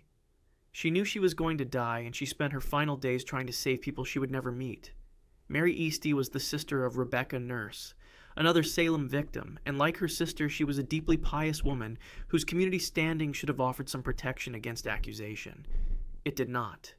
She was accused in April of 1692, briefly released when the accusers seemed to recant, then rearrested when the accusations resumed. Her trial proceeded through the summer, and she was condemned. What distinguishes Mary Easty from nearly every other Salem victim is what she did with the time between her sentencing and her execution. She wrote a petition, not asking for her own life. She had accepted that was gone, but asking the court to reform its use of spectral evidence, to protect the many innocent people still facing accusation, to ensure that what had happened to her would not keep happening to others. The petition was articulate, restrained, and completely ignored. She was hanged at Proctor's Ledge on September the 22nd, 1692, the same morning as Martha Corey. She was 58 years old. Her petition survived her, and historians have pointed to it as one of the most remarkable documents produced during the Salem crisis, a woman facing an unjust death using her last days not to rage against it, but to methodically argue for a better system. The court dissolved weeks later. The evidentiary standards she criticized were eventually abandoned. None of it helped her, but she wrote it anyway. Mother Shipton. She is the one on this list who died in bed, and that is perhaps the most remarkable fact about her. Ursula Southall, known to history as Mother Shipton, was born around 1488 near Knaresborough in Yorkshire, allegedly during a violent thunderstorm, in a cave by the River Nid. Her mother Agatha was later accused of witchcraft and, according to tradition, sent to a convent. Ursula grew up without her, raised by a local family, and developed a reputation over decades as an herbalist, healer, and prophetess. Folklore described her physical appearance in terms that read like a checklist of traditional witch iconography. A large crooked nose, hunched posture, deeply lined face, a body that seemed to embody every superstition about old women and hidden knowledge. How much of this description comes from her actual lifetime, and how much was layered onto her by later writers, is genuinely unclear. The prophecies attributed to her are almost certainly fabrications created well after her death. Historians have traced many of the most famous predictions, including those supposedly foretelling the Great Fire of London in 1666 and the defeat of the Spanish Armada in 1588, to printed pamphlets published in the 17th century, decades after she died. She could not have written them. What she appears to have actually been was a skilled herbalist and local figure of significant community trust, the kind of person consulted for remedies, predictions about the weather, and counsel on personal matters. That trust, combined with the degree of fear that kept people from wanting her as an enemy, seems to have insulated her from formal accusation throughout a period when English witchcraft law was tightening steadily. She was never arrested, she was never tried, she was never tortured. She died peacefully of natural causes around 1561 at approximately 73 years old, which was a remarkable age for anyone in Tudor England, regardless of occupation. Because of her association with the supernatural, she was buried in unconsecrated ground on the outskirts of York, the church's way of registering its unease without having done anything about it during her lifetime. The cave where she was said to be born still draws visitors in Knaresborough today. She is proof that the difference between dying as a beloved local legend and dying on a pyre was sometimes simply a matter of being useful enough to the people around you that none of them felt like making the accusation. Cyrus the Great. Cyrus the Great built the largest empire the world had ever seen up to that point, stretching from the Aegean coast of Anatolia all the way to the edges of Central Asia. And he did it through a combination of military brilliance, political generosity, and a genuine willingness to let conquered peoples keep their customs and their gods. He freed the Jews from Babylonian captivity. He is praised in the Hebrew Bible. He is called the father of his nation in Iranian tradition. And according to the Greek historian Herodotus, he ended his life with his severed head stuffed inside a skin filled with human blood. The campaign that killed him was against the Masajdi, a nomadic Scythian people who lived in the steppes of what is now Turkmenistan and Kazakhstan, led by their queen, Tomyris. Cyrus had already tried the diplomatic route, proposing marriage to Tomyris, which she reportedly rejected as a transparent attempt to absorb her kingdom. So he marched. His forces initially scored a significant success, crossing the Araxes River and ambushing a portion of the Masajdi army, during which Tomyris' son, Spargapaises, was captured. Spargapaises later killed himself in captivity, and Tomyris, by Herodotus' account, sent Cyrus a message that was not subtle. "Give back my son and leave, or I will give you more blood than you can drink." Cyrus did not leave. The second battle was catastrophic for the Persians. Herodotus describes it as the fiercest battle ever fought between non-Greek peoples, a grinding, close-quarters slaughter after the arrows ran out. Cyrus was killed, his army devastated. Tomyris, according to Herodotus, then found his body and submerged his head in a vessel of blood, saying he had thirsted for blood his whole life, and now he could drink his fill. Herodotus himself acknowledges this is only one of several accounts of the death in circulation, and modern historians approach the blood vessel detail with considerable skepticism, noting it reads more like a moral fable about hubris than a verified historical record. What is not disputed is that Cyrus died somewhere in Central Asia around 530 BC, likely in battle, likely in his late 60s, and that the shock of losing the founder of the empire in the field reverberated through Persian society for generations. He had no clean succession plan. His son Cambyses II inherited an empire still grieving, and the cracks appeared almost immediately. Alexander the Great. Alexander the Great conquered more of the known world before the age of 30 than most rulers managed in a full lifetime, and then he died in Babylon at 32 in a bed, sure over the course of 12 days, and nobody's entirely sure why. He had just returned from his eastern campaigns, having pushed his Macedonian army through Persia, Egypt, Bactria, and into the Punjab in modern Pakistan, places that no Greek army had ever reached. He was planning new campaigns, possibly into Arabia. He attended a banquet at the house of a Macedonian noble named Medius of Larissa, drank heavily by most accounts, and began feeling ill shortly afterward. What followed was recorded in fragments known as the Royal Diaries, a document whose authenticity is debated but which describes the progression of his illness in clinical terms. A fever, then worsening fever, then increasing weakness, difficulty walking, loss of speech, and finally unresponsiveness. He died on June 10th or 11th, 323 BC. According to most chronologies, with his generals filing past his bed one by one while he could apparently still recognize them but could no longer speak.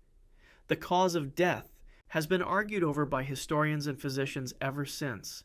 Ancient sources including Arrian, Plutarch, and Diodorus Siculus all wrote about his death, and poisoning rumors circulated almost immediately, with Antipater's family most frequently named as suspects. The most commonly proposed poison in modern times has been white hellebore, which contains the alkaloid veratrine and could produce the described symptoms, but the case for deliberate poisoning remains circumstantial at best. Typhoid fever complicated by bowel perforation is the theory favored by many medical historians, particularly because typhoid was endemic in the ancient Near East and the Babylonian water supply was not pristine. In 2019, Dr. Catherine Hall of the University of Otago proposed Guillain-Barré syndrome as a possibility, a neurological condition that could explain one of the strangest details in the ancient accounts. Multiple sources suggest Alexander's body showed no signs of decomposition for approximately 6 days after his death, which Hall argued could indicate he was not actually dead, but in a state of profound paralysis, a genuinely disturbing thought.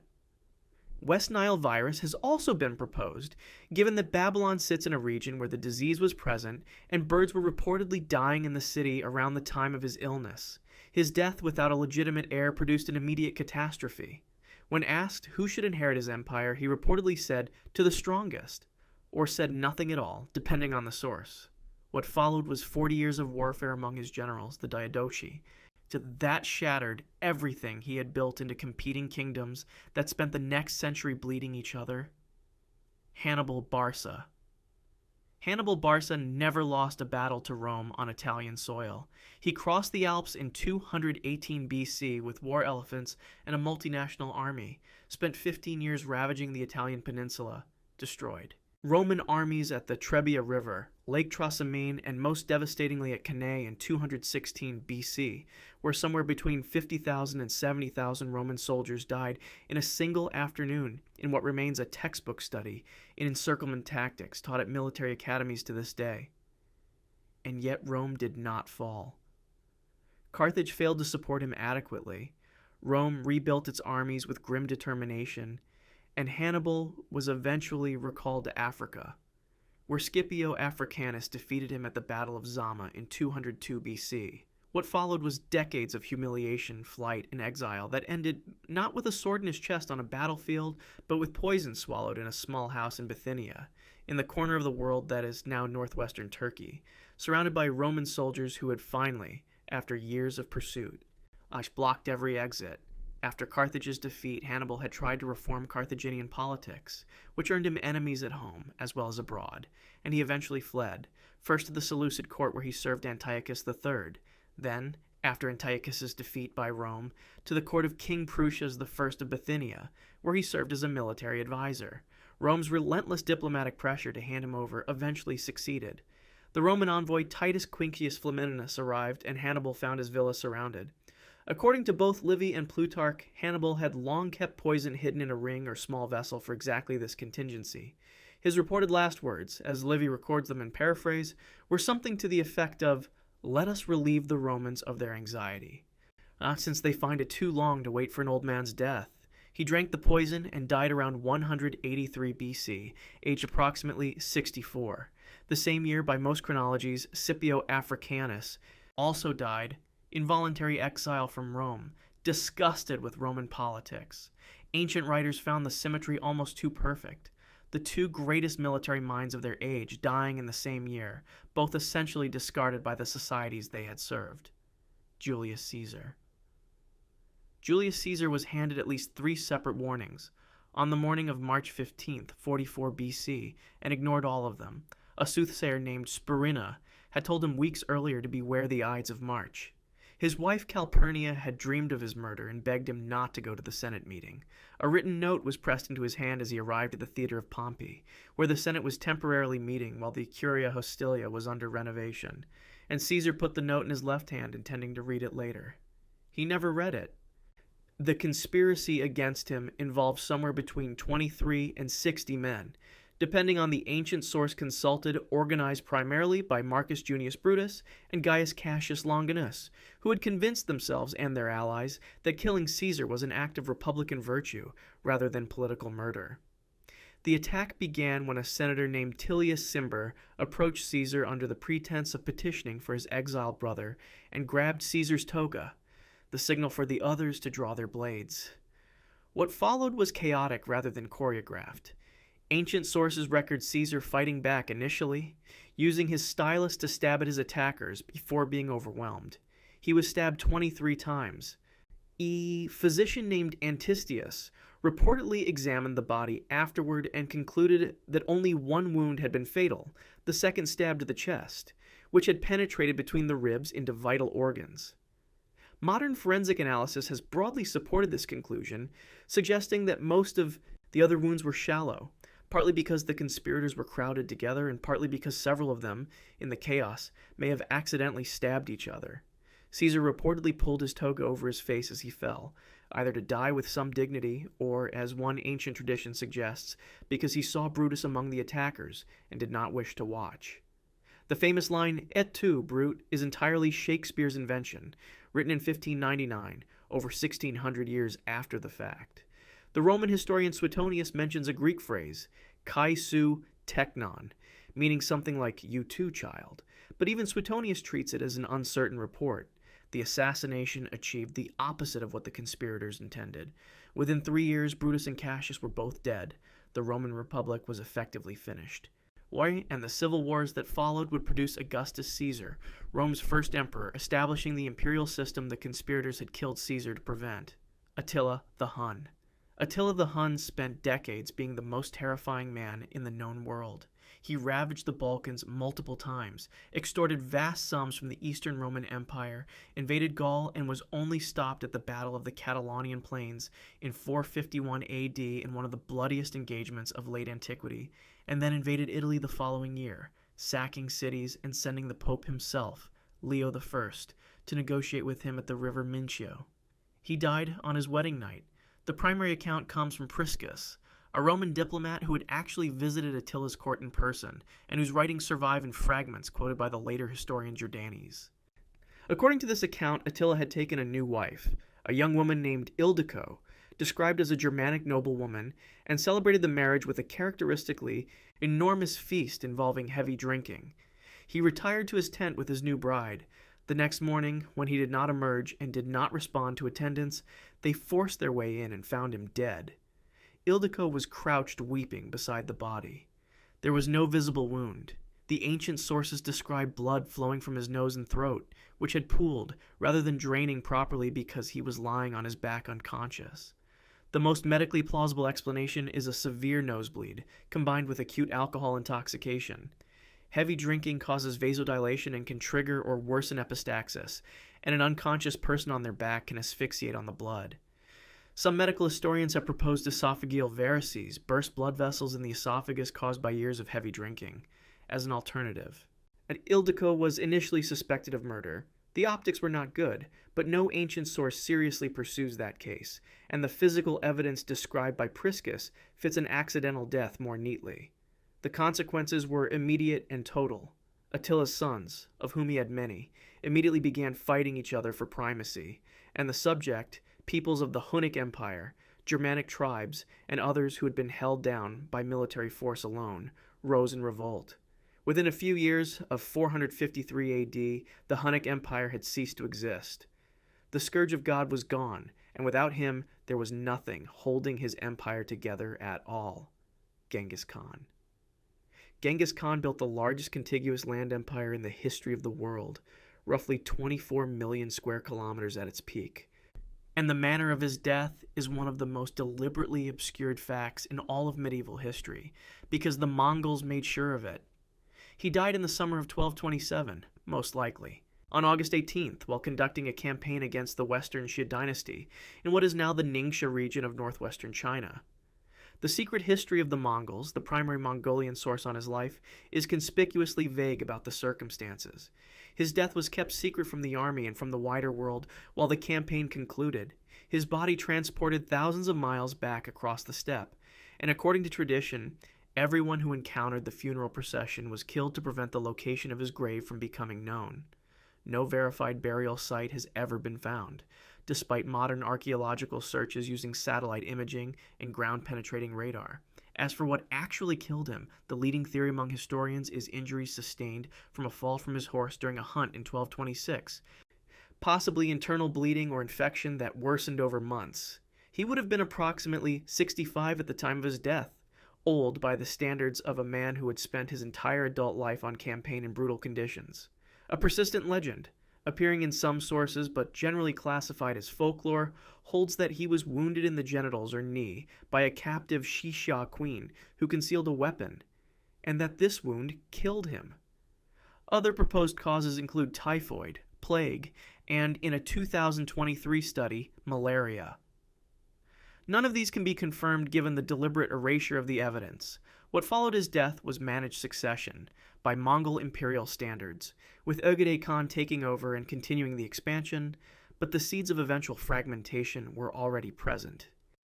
The empire his sons and grandsons built was vast and impressive, but none of them were Genghis Khan, and the Mongol Empire began its slow process of division into successor khanates within 2 generations of his death. Tamerlane.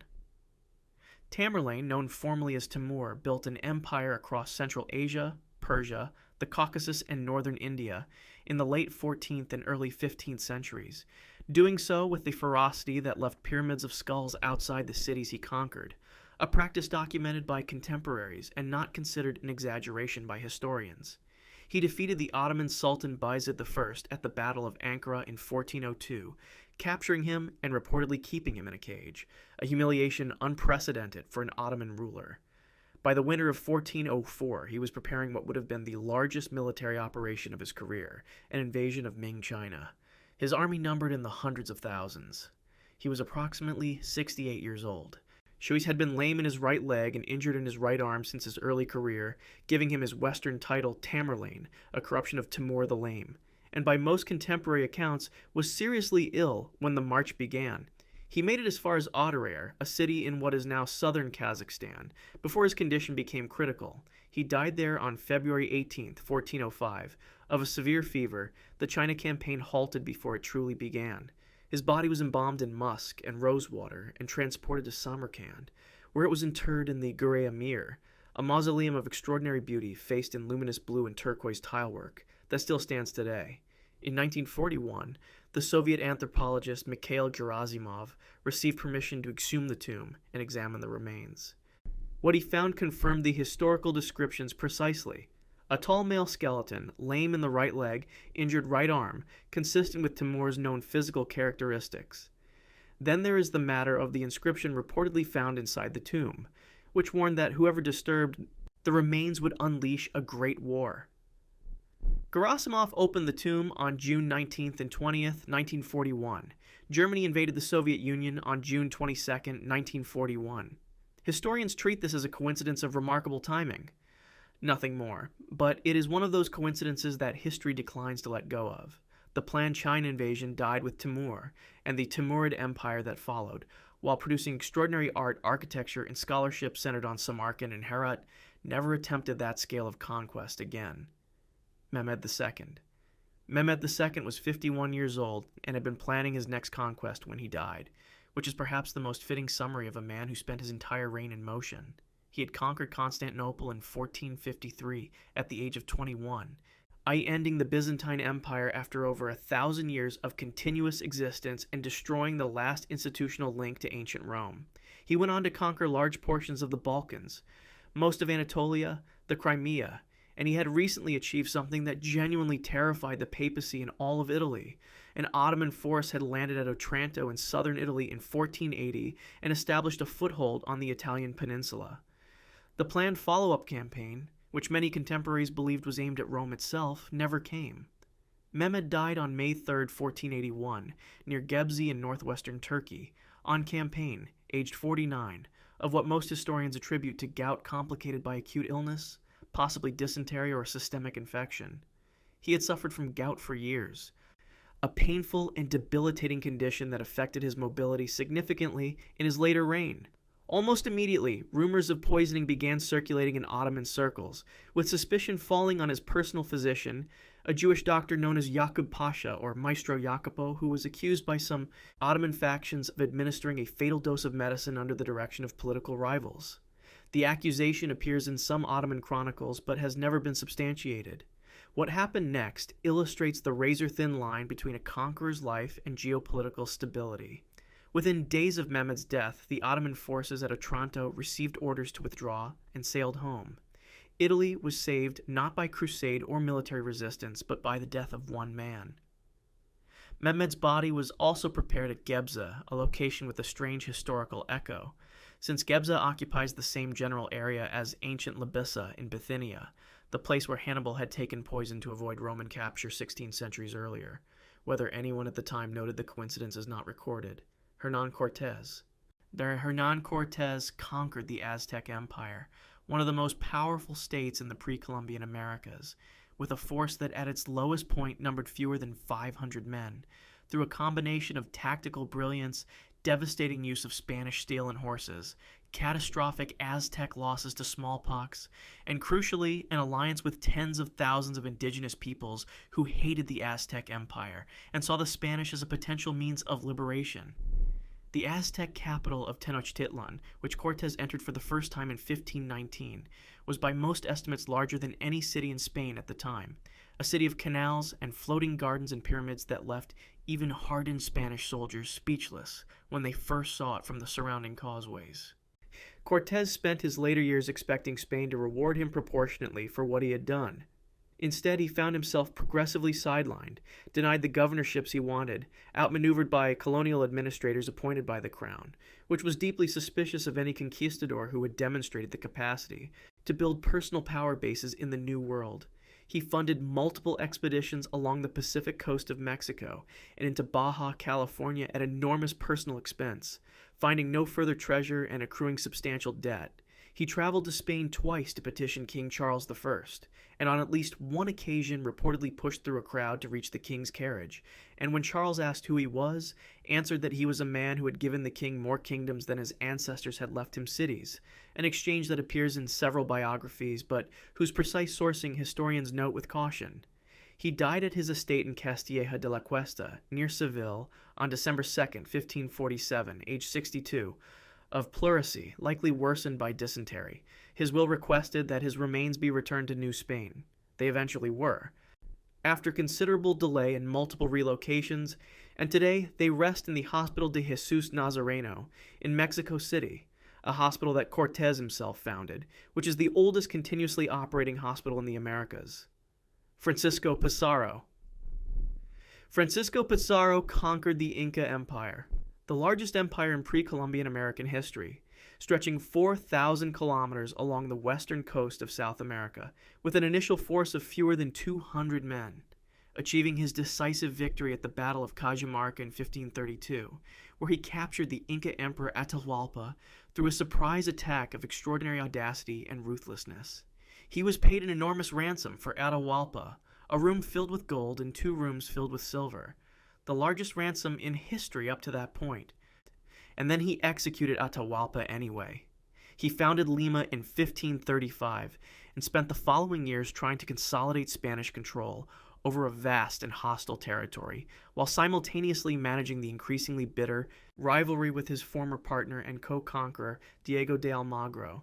The partnership ended in the civil conflict known as the War of Las Salinas in 1538, after which Pizarro had Almagro captured, tried, and garroted. He did not survive his partner by many years. On June 26, 1541, approximately 20 armed men loyal to Almagro's son, Diego de Almagro the Younger, broke into Pizarro's palace in Lima in broad daylight, cutting down his guards as they went. Pizarro, then somewhere in his mid to late 60s, his exact birth year being genuinely uncertain, with estimates ranging from 1471 to 1478, fought back. He reportedly killed 2 of the attackers with his sword before being overwhelmed, stabbed multiple times, and falling. Multiple accounts record him drawing a cross in his own blood on the floor as he lay dying and calling out for confession, though the precise sourcing of the blood cross detail warrants care. His body was reportedly buried secretly that same night.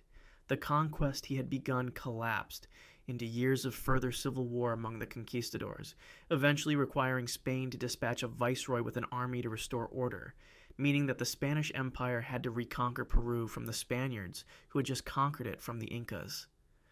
Napoleon Bonaparte. Napoleon Bonaparte remade Europe. At his peak, he controlled territory from Spain to the borders of Russia, placed his brothers on the thrones of Holland, Spain, and Westphalia, and forced the dissolution of the Holy Roman Empire, actually an institution that had existed in some form for over 1,000 years. He was also a legal reformer whose Napoleonic Code forms the basis of civil law in France, Quebec, Louisiana, and dozens of other jurisdictions to this day. He died on a British-controlled rock in the South Atlantic Ocean, 800 miles from the nearest landmass, pacing the damp rooms of Longwood House on the island of St. Helena, dictating his memoirs with the obsessive energy of a man determined to control how history would judge him. He died on May 5th, 1821, age 51. The official British and French cause of death was stomach cancer, and this remains the most widely accepted explanation among mainstream medical historians. But Napoleon's death has generated more forensic controversy than almost any other historical figure, largely because of hair analysis conducted in the 1960s that found elevated levels of arsenic in preserved samples of his hair. This sparked a serious poisoning debate, with various fingers pointed at the British, at French royalist conspirators, and at specific individuals at St. Helena. The counter-argument that gained traction, and which most current historians find persuasive, involves the wallpaper at Longwood House. The walls were hung with green-patterned paper containing a pigment called Scheele's green, a copper arsenite compound, and in the humid St. Helena climate, a mold called Scopulariopsis brevicalis can metabolize arsenical pigments and release arsenic as a vapor. A 2021 study by Italian researchers reaffirmed stomach cancer as the most likely primary cause, noting that the arsenic levels in Napoleon's hair were elevated but consistent across samples from different periods of his life, suggesting chronic environmental exposure rather than acute poisoning. His captivity under the British governor Sir Hudson Lowe was genuinely punishing. His title of emperor was refused. His movements were severely restricted, he was denied the company he requested, and he found the indignity of it all nearly unbearable. His reported last words included France the army, Josephine, though accounts of his final moments vary between witnesses. His remains were returned to Paris in 1840 and now lie under the Golden Dome of Les Invalides in an enormous red porphyry sarcophagus, which is, one suspects, more or less how he would have wanted it. Simón Bolívar. Simón Bolívar liberated more territory than almost anyone in modern history, leading campaigns across what are now Venezuela, Colombia, Ecuador, Peru, and Bolivia, the last of which is named after him, fighting a revolutionary war against the Spanish Empire that lasted nearly 2 decades and involved extraordinary physical hardship, including the famous crossing of the Andes in 1819 with an army that emerged from the frozen passes to defeat a much larger Spanish force at the Battle of Boyacay and secure Colombian independence. At his peak, he governed Gran Colombia, a republic encompassing modern Venezuela, Colombia, Ecuador, and Panama, and served simultaneously as president of Peru. By 1830, he had watched all of it fall apart. Gran Colombia was fracturing, Venezuela and Ecuador had seceded, and Bolívar had resigned the presidency under pressure from political rivals, who had grown to see his continued presence as an obstacle rather than an asset. He had already survived one serious assassination attempt, the September Conspiracy of 1828, during which he escaped through a window of the government palace, while his companion, Manuela Sáenz, delayed the assassins at the door long enough for him to flee, an act of courage that earned her the title Liberator of the Liberator. He was planning to go into European exile when tuberculosis made that impossible. He died on December 17th, 1830, at the Quinta de San Pedro Alejandrino, a sugar estate near Santa Marta on the Colombian coast, in a borrowed bed, in a borrowed house, with few possessions remaining after decades of spending his personal fortune on the liberation campaigns. He was 47 years old. His deathbed proclamation urged South Americans to abandon partisan conflict, writing in paraphrase that if his death contributed to the end of strife and the consolidation of union, he would go to his grave in peace. The continent did not take his advice. His remains were returned to Caracas in 1842 and now lie in the national pantheon of Venezuela. The estate where he died is now a museum, which seems like the least that could be offered to a man who gave everything he had and died watching it dissolve. Shaka Zulu. Shaka Zulu transformed the Zulu from a minor clan in southern Africa into the most formidable military force on the continent through a revolution in tactics and organization that military historians still analyze today. He developed the Iklewa, a shortened stabbing spear designed for close combat rather than throwing, paired with a large cowhide shield. And he drilled his regiments into units of remarkable discipline and coordination. His signature tactical formation, the bullhorn, divided his army into a central chest that engaged the enemy frontally, while two flanking horns, swept around to encircle them, was devastatingly effective against virtually everyone he fought. He built the Zulu kingdom from a few thousand people into an empire of perhaps 250,000 by the time of his death, having absorbed or destroyed dozens of neighboring chieftains in a period of regional upheaval the Zulu call the Mfecane. He was assassinated on September 22, 1828, stabbed from behind at his royal kraal at Kwadukuza, in what is now Stanger in KwaZulu-Natal, South Africa. The killers were his own half-brothers, Dingane and Mlangana, who almost certainly had the cooperation of his personal servant Mbopa. The assassination came after a period of increasingly erratic and brutal behavior following the death of his mother Nandi in 1827, to whom Shaka had been deeply devoted. Early European sources, including Henry Francis Finn and Nathaniel Isaacs, both of whom were present in Zulu territory at the time, and whose accounts are the primary written record but must be read with awareness of their biases, describe the mourning period Shaka imposed as extreme. Crops not planted, cattle not milked, women found pregnant killed along with their husbands. The degree to which these accounts are accurate versus embellished by European writers with their own agendas is a genuine historiographical debate. A popular tradition records Shaka's last words as a prophecy: "You will not rule this land after killing me, the swallows will," interpreted as a reference to the European colonization that would indeed follow within decades, though this account is likely apocryphal. Dingane took the throne and proved unable to resist the combination of Boer settlers and British imperial pressure, and within 60 years of Shaka's death, the independent Zulu kingdom was gone. Adolf Hitler built the Third Reich through a combination of electoral politics and coordinated violence, came to absolute power in Germany by 1934, and between 1939 and 1942 achieved the military conquest of most of continental Europe, from the English Channel to the suburbs of Moscow, a territorial dominance not seen since Napoleon. He died in a hole in the ground beneath a burning city. On April 30th, 1945, with Soviet forces fighting building by building approximately 300 meters from the Reich Chancellery above, Hitler was in the Führer bunker, a reinforced concrete structure roughly 8 meters underground, where he had been living for months. The previous day, he had married Eva Braun. At approximately 3:30 in the afternoon, he shot himself in the right temple with his Walther PPK pistol, while simultaneously, or in immediate succession, biting down on a cyanide capsule, a dual method apparently chosen as insurance, since he had witnessed what he believed was cyanide's failure in the case of Hermann Fegelein, who had not died immediately. Eva Braun died of cyanide alone. Their bodies were carried by staff to the Reich Chancellery garden above, drenched in petrol, and set alight. Artillery fire and fuel shortages meant the cremation was incomplete. Soviet forces arrived and recovered the remains shortly after. Soviet forensic teams examined the body and identified it partly through dental records matched against evidence provided by Hitler's dentist, Hugo Blaschke, and his dental assistant, Kata Heusermann. The Soviet Union then kept the fate of the remains deliberately obscure for decades.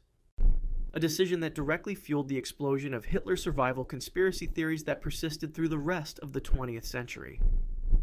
In 2018, French forensic scientists were given access to teeth held in Russian archives and conducted a detailed analysis confirming that the dental morphology matched Hitler's known dental records precisely, putting the survival theories to rest for anyone engaging with the evidence. The Goebbels family also died in the bunker, with Magda Goebbels killing her 6 children before she and her husband took their own lives. Germany surrendered unconditionally on May 8, 1945, 8 days after Hitler's death, ending a war that had killed an estimated 70 to 85 million people.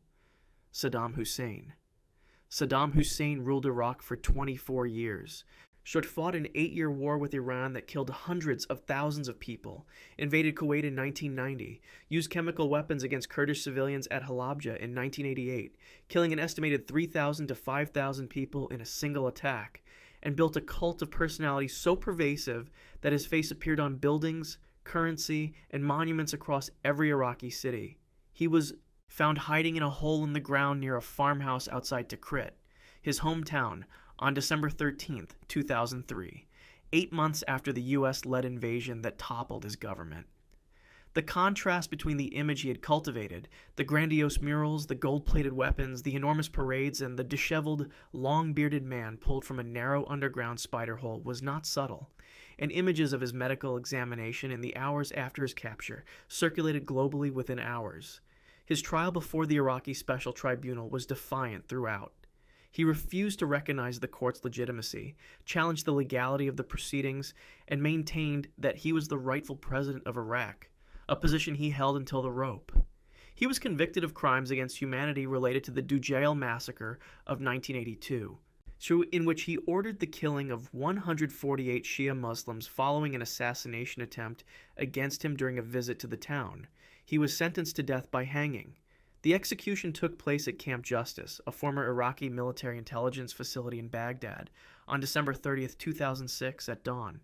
He reportedly refused a hood, recited the Shahada, the Islamic declaration of faith, and showed no visible fear according to witnesses. The execution was recorded on a mobile phone by someone present, and the footage, which showed officials and guards taunting Hussein in his final moments, was leaked online within hours. The international reaction to the footage focused heavily on the taunting rather than the execution itself, with numerous governments and observers condemning the proceedings as undignified. Show a response that added another layer of controversy to an already deeply contested event. The execution fell on or immediately adjacent to Eid al-Adha, the most significant Islamic holiday of the year, and the timing intensified outrage across Sunni Muslim communities internationally, with many viewing it as a deliberate sectarian provocation. He was buried in Auja, near Tikrit, in a grave that was later damaged in the violence that followed the invasion. The power vacuum his removal created contributed directly to the sectarian civil war that consumed Iraq in subsequent years, and to the conditions that produced the Islamic State. Liu Ji. Before Cleopatra, before the Roman empresses, before any of the names history tends to remember, there was Liu Ji, the woman who invented what it meant to be a dangerous empress. She was the wife of Liu Bang, the founding emperor of the Han dynasty, and after his death in 195 BC, she became the true power behind the Chinese throne, ruling as regent for roughly 15 years through puppet emperors, while holding the actual reins herself. She was shrewd, patient, and when she decided to destroy someone, she did it with a kind of creative cruelty that left the ancient world speechless. Her most infamous act was directed at Lady Shi, a favored consort of her late husband, who had dared to compete for influence. According to the records of the Grand Historian by Sima Qian, Liu Ji had Lady Qi's hands and feet cut off, her eyes gouged out, her ears burned, her voice destroyed with a substance forced down her throat, and then had her placed in a pigsty, calling her the human swine. When Liu Ji's own son, the emperor, was shown what had been done, he reportedly broke down entirely and never recovered psychologically. That was the kind of power Liu Ji wielded, power so absolute it horrified even her own children. Her death, however, came wrapped in something stranger than politics. In 180 BC, during a ceremonial procession, ancient sources record that she was bitten on the armpit by a creature described as a blue dog that appeared and vanished without explanation. Whether this was a real animal, a metaphor inserted by later historians, or a mythologized account of some other wound or illness, the bite reportedly never healed. She declined over the following months, the wound festering, her health collapsing, and she died that same year. Within days of her death, the Liu clan she had spent decades building into a political dynasty was massacred by rival factions. Every child and grandchild she had positioned on thrones was removed or killed. The 15 years of careful, ruthless construction were dismantled in weeks. The blue dog detail almost certainly belongs to legend, and Sima Qian himself was writing decades after the fact. But the core of the story, a powerful woman's sudden physical decline followed immediately by the annihilation of everything she built, is consistent across multiple ancient sources. Cleopatra. She is probably the most famous woman in the ancient world, and almost everything casual history remembers about her death is at least partially wrong. Cleopatra VII was not simply a seductress. She was a strategist, a linguist who spoke 9 languages, including Egyptian at a time when most Ptolemaic rulers spoke only Greek, and the last independent ruler of one of the ancient world's great powers. When Octavian's forces closed in on Alexandria in 30 BC, she had already watched Mark Antony die. He had fallen on his sword after receiving a false report that she was dead, and she had held him as he bled out. What she faced next was not death, but something she apparently considered worse, being paraded through Rome in chains as the centerpiece of Octavian's triumph, a living trophy displayed before crowds who would throw things at her. She had seen what Roman triumphs looked like. She chose differently. On August 12th, 30 BC, she dressed in full royal regalia and lay down on a golden couch in her mausoleum. She was 39 years old. The most famous account of what happened next, preserved by Plutarch writing roughly 130 years after the fact, describes a basket of figs being smuggled in containing an asp, an Egyptian cobra, which she used to bite herself, possibly on the arm or chest. 2 of her servants died alongside her in the same room. When Octavian's men broke in, they found her already dead, composed, arranged deliberately. A small puncture mark was found on her arm. But Plutarch himself acknowledged uncertainty, and other ancient writers, including Strabo, suggested she used a poisoned hairpin or a poison she had concealed on her person. The asp story may be more symbolic than literal, the cobra being a symbol of divine royalty in Egypt, making it a perfect death for a pharaoh. What is not disputed is the intention behind it. Octavian had planned his triumph carefully, and she denied him the one thing he wanted most. He reportedly wept when he found her, though whether those were genuine tears or political performance is a question 2,000 years of historians have not settled. Agrippina the Younger. She was the most powerful woman in the 1st century of Roman imperial history, and her son murdered her. Agrippina was the sister of the Emperor Caligula, the wife of the Emperor Claudius, and the mother of the Emperor Nero, a family tree that reads less like a dynasty and more like a warning. She had clawed her way back from exile under Caligula, maneuvered herself into marriage with Claudius, and then ensured her son Nero became emperor over Claudius's own biological son. By the time Nero was on the throne, she was presenting herself as co-ruler, appearing on coins beside him, conducting diplomacy. Nero tolerated this for a few years, and then decided he wanted her dead. His first attempt in 59 AD was almost comically theatrical. He arranged for her to board a specially designed boat on the Bay of Naples that was built to collapse and sink, drowning her in what could be staged as an accident. Agrippina survived by swimming to shore. She sent a messenger to Nero announcing that she had survived a terrible accident, apparently giving him every opportunity to pretend it had been one. Nero, understanding perfectly well that she understood perfectly well, sent assassins to her villa at Baiae that same night. According to Tacitus writing in his annals, when the lead assassin raised his sword, Agrippina bared her abdomen and said, in effect, "Strike here," pointing to the womb that had borne Nero, a final act of defiance that made sure he would have to look directly at what he was doing. She was approximately 43 years old. Tacitus records that Nero then inspected her body and made remarks about it, details so disturbing that even historians who despised Agrippina recorded them with evident horror. She had been ruthless, manipulative, and almost certainly involved in Claudius's poisoning. But the Roman world, which was not squeamish about political murder, found Nero's particular version of matricide genuinely shocking. Uzetian. She is the only woman in 4,000 years of Chinese imperial history to rule as emperor in her own name, not as regent, not as empress consort, but as the emperor, the son of heaven. Wu Zetian rose from being a concubine of the Tang Emperor Taizong to eventually founding her own dynasty, the Zhou, in 690 AD, displacing her own sons to do it. She was an effective ruler by most measurable standards, expanding the empire, reforming the civil examination system to draw talent from outside the aristocracy, and building a spy network that kept her opponents paralyzed. Her enemies accused her of every crime imaginable, including killing her own infant daughter to frame a rival consort, though historians continue to debate which of those charges were real and which were fabricated by the Confucian scholars who spent centuries trying to erase her. What is documented is that she held power for nearly half a century, and that she was approximately 80 years old when it ended. In 705 AD, a coalition of her own ministers, along with her son, staged the Xinlong coup, forcing her to abdicate. She had ruled as emperor for 15 years, and as the dominant force in Chinese politics for decades before that. She was stripped of the imperial title and returned to the status of Empress Dowager, confined to Shenyang Palace, separated from every mechanism of the power she had spent her entire life accumulating. She died on December 16, 705 AD, of age-related illness and, one suspects, the particular devastation of being an 80-year-old woman who had been the most powerful person in the world, reduced to a footnote in her own final weeks. Her funerary stele was left blank, which later generations interpreted variously as humility, as a statement that no words could contain her, or as a deliberate erasure by successors who wanted to pretend she had not happened. Julia Domna. She was born in the Syrian city of Emesa, married the Roman general Septimius Severus before he became emperor, and by the time he died in 211 AD, she had become something the Roman world had no real precedent for. A woman who was genuinely running the administrative machinery of an empire. Her husband had valued her counsel.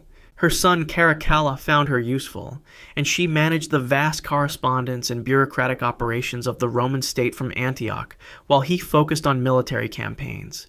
She had survived something that would have broken most people. In 211 AD, Caracalla murdered his co-emperor and brother Geta, while Geta was sheltering in her arms, her robes reportedly soaked with her son's blood. She chose to stay loyal to Caracalla regardless, apparently calculating that survival required it. Then in April of 217 AD, Caracalla was assassinated by his own soldiers, while he stopped to urinate on the roadside during a march. The news reached Julia Domna in Antioch. She was already ill with breast cancer at the time. She chose to stop eating. According to both Cassius Dio and the Historia Augusta, the decision was deliberate, a controlled exit rather than a slow death from the cancer or from whatever Macrinus, the new emperor, would eventually arrange for her. She had already lost one son to the other's violence. She had watched the empire she effectively managed pass to a man who had no use for her. She died in May of 217 AD, weeks after Caracalla's assassination, in the city from which she had governed the world. She was the first of the Syrian empresses, and her niece Julia Maisa would go on to install two more emperors in the following decade. The dynasty Julia Domna had helped sustain would fracture almost immediately after her death. Empress Irene of Athens. She is one of the strangest figures in Byzantine history, the only woman to rule the Byzantine Empire as emperor in her own name, recognized by the Eastern Orthodox Church as a saint, and also the woman who ordered her own son blinded to take his throne. Irene had served as regent for Constantine VI after her husband Leo IV died in 780 AD, and when Constantine grew old enough to rule himself, she spent years maneuvering against him. In 797 AD, she had him arrested and blinded in the very room where she had given birth to him, a deliberate symbolic cruelty, using his birthplace as the site of his destruction. The blinding was severe enough that Constantine died from it shortly afterward. She then ruled alone as emperor, not empress, until 782 AD, when her own finance minister Nikephoros staged a palace coup and deposed her. She was exiled first to the island of Lesbos, and then to Prinankipo, stripped of every material comfort. Byzantine chronicles, particularly those of Theophanes the Confessor, record that she was reduced to spinning wool to support herself, a deliberate humiliation designed to make visible what she had lost. A woman who had signed imperial decrees with the title of emperor working a spindle on an island. She died in August of 803 AD, approximately 50 years old, about a year after her overthrow. The cause was likely natural decline accelerated by the deprivation of exile. The Charlemagne marriage proposal that had briefly circulated, a plan to unite the Byzantine and Carolingian empires under two rulers, died with her fall from power. She left behind the unusual legacy of being simultaneously venerated as a saint for restoring icon veneration and condemned as a murderer who blinded her own child. Catherine de' Medici. She arrived in France at 14 years old as a Florentine bride, considered beneath the dignity of the French court, spent years being ignored, while her husband the king kept his mistress in open preference, and then outlived everyone who had ever underestimated her. Catherine de' Medici served as regent for her sons, and as the dominant force in French politics for decades, presiding over the wars of religion that tore France apart through the second half of the 16th century. She has been blamed for the St. Bartholomew's Day massacre of August 23, 1572, in which thousands of French Protestants were killed across France over several days, though historians continue to debate how much of the decision was hers and how much was driven by forces she could not control, What is documented is that the massacre happened during her regency and with her awareness. She died on January 5th, 1589, at 69 years old, from pleuritis, an inflammation of the lining of the lungs that made every breath painful. A widely repeated story, likely legend, holds that Nostradamus, whom she had patronized at court, had warned her to beware of Saint-Germain. She died at the Château de Blois in a room that fell within the parish of Saint-Germain. Whether the prophecy was real, fabricated after the fact, or simply coincidence, it became one of the enduring details attached to her death. Some accounts claim her body lay without proper burial for months because no church in the region would accept the remains of a woman associated with the massacre, though this detail requires verification. She died with France in chaos. Her last surviving son, Henri III, assassinated 8 months later. The Valois dynasty she had spent her life holding together finally extinguished. Empress Anna of Russia.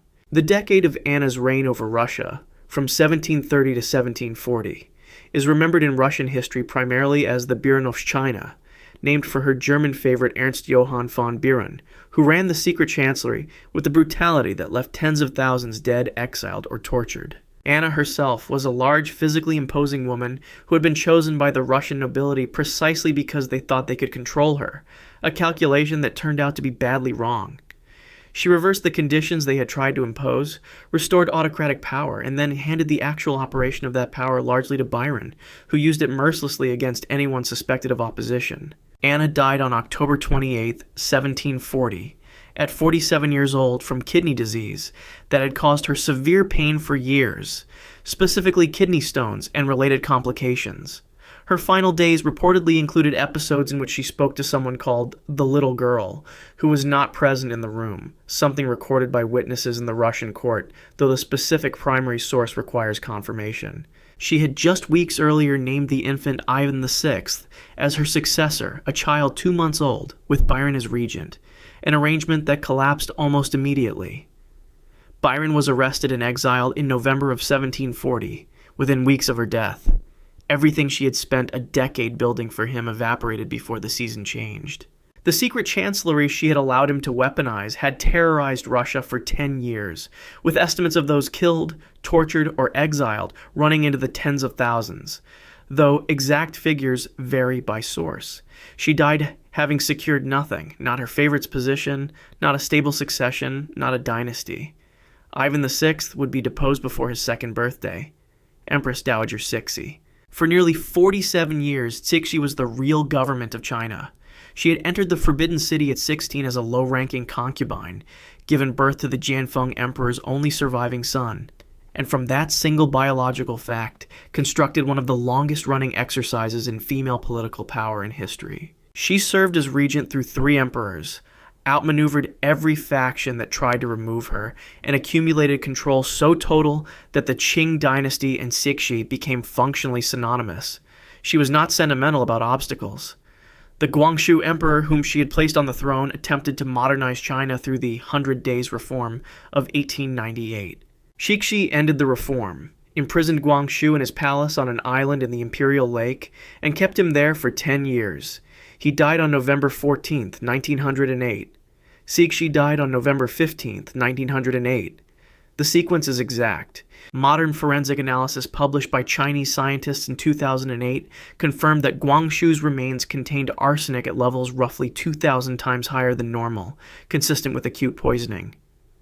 Cixi is the prime suspect, the obvious motive being that she wanted to ensure he did not outlive her and reverse everything she had done. She died of dysentery, age 72, having dictated her final decrees from her sickbed, still issuing instructions as her body failed. She appointed a successor, made arrangements for the dynasty's continuity, and then died, having apparently ensured her most significant political prisoner went first. Her tomb was meticulously prepared and filled with priceless artifacts. In 1928, a warlord broke in and looted it, scattering her remains.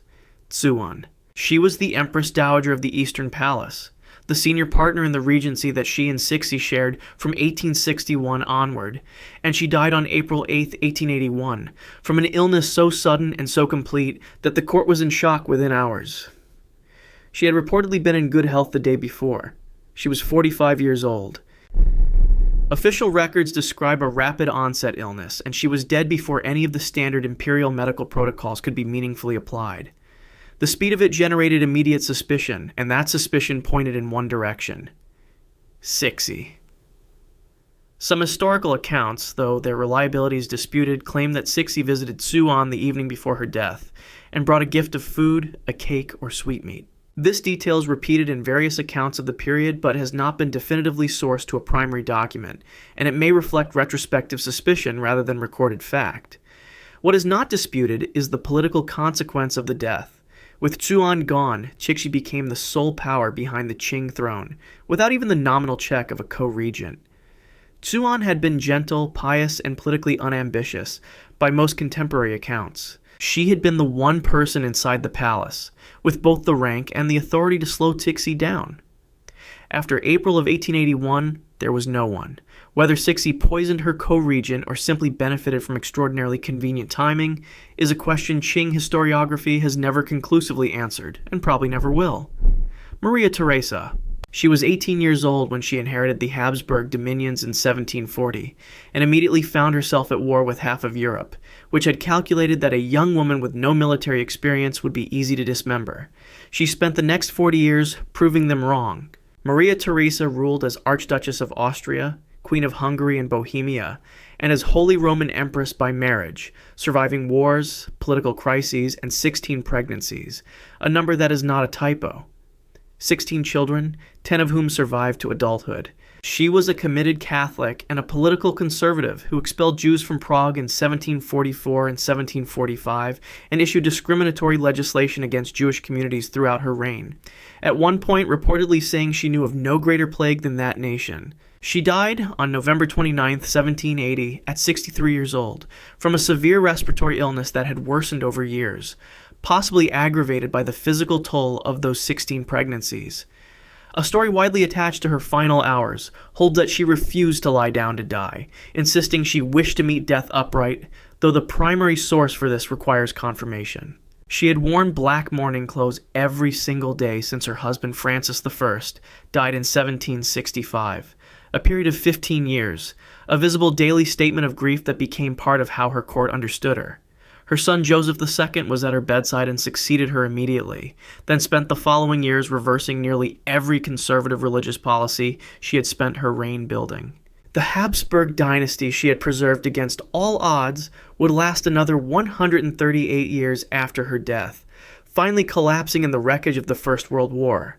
Empress Josephine. She was born Marie-Joseph Rose Tacher de la Pagerie on the island of Martinique in 1763, survived the Terror, married Napoleon Bonaparte, became the first Empress of the French, and was then discarded in 1809 when Napoleon concluded she could not give him an heir. She was 46 years old at the divorce, and she spent the remaining 5 years of her life at Malmaison, the estate outside Paris she had transformed into one of Europe's most spectacular gardens.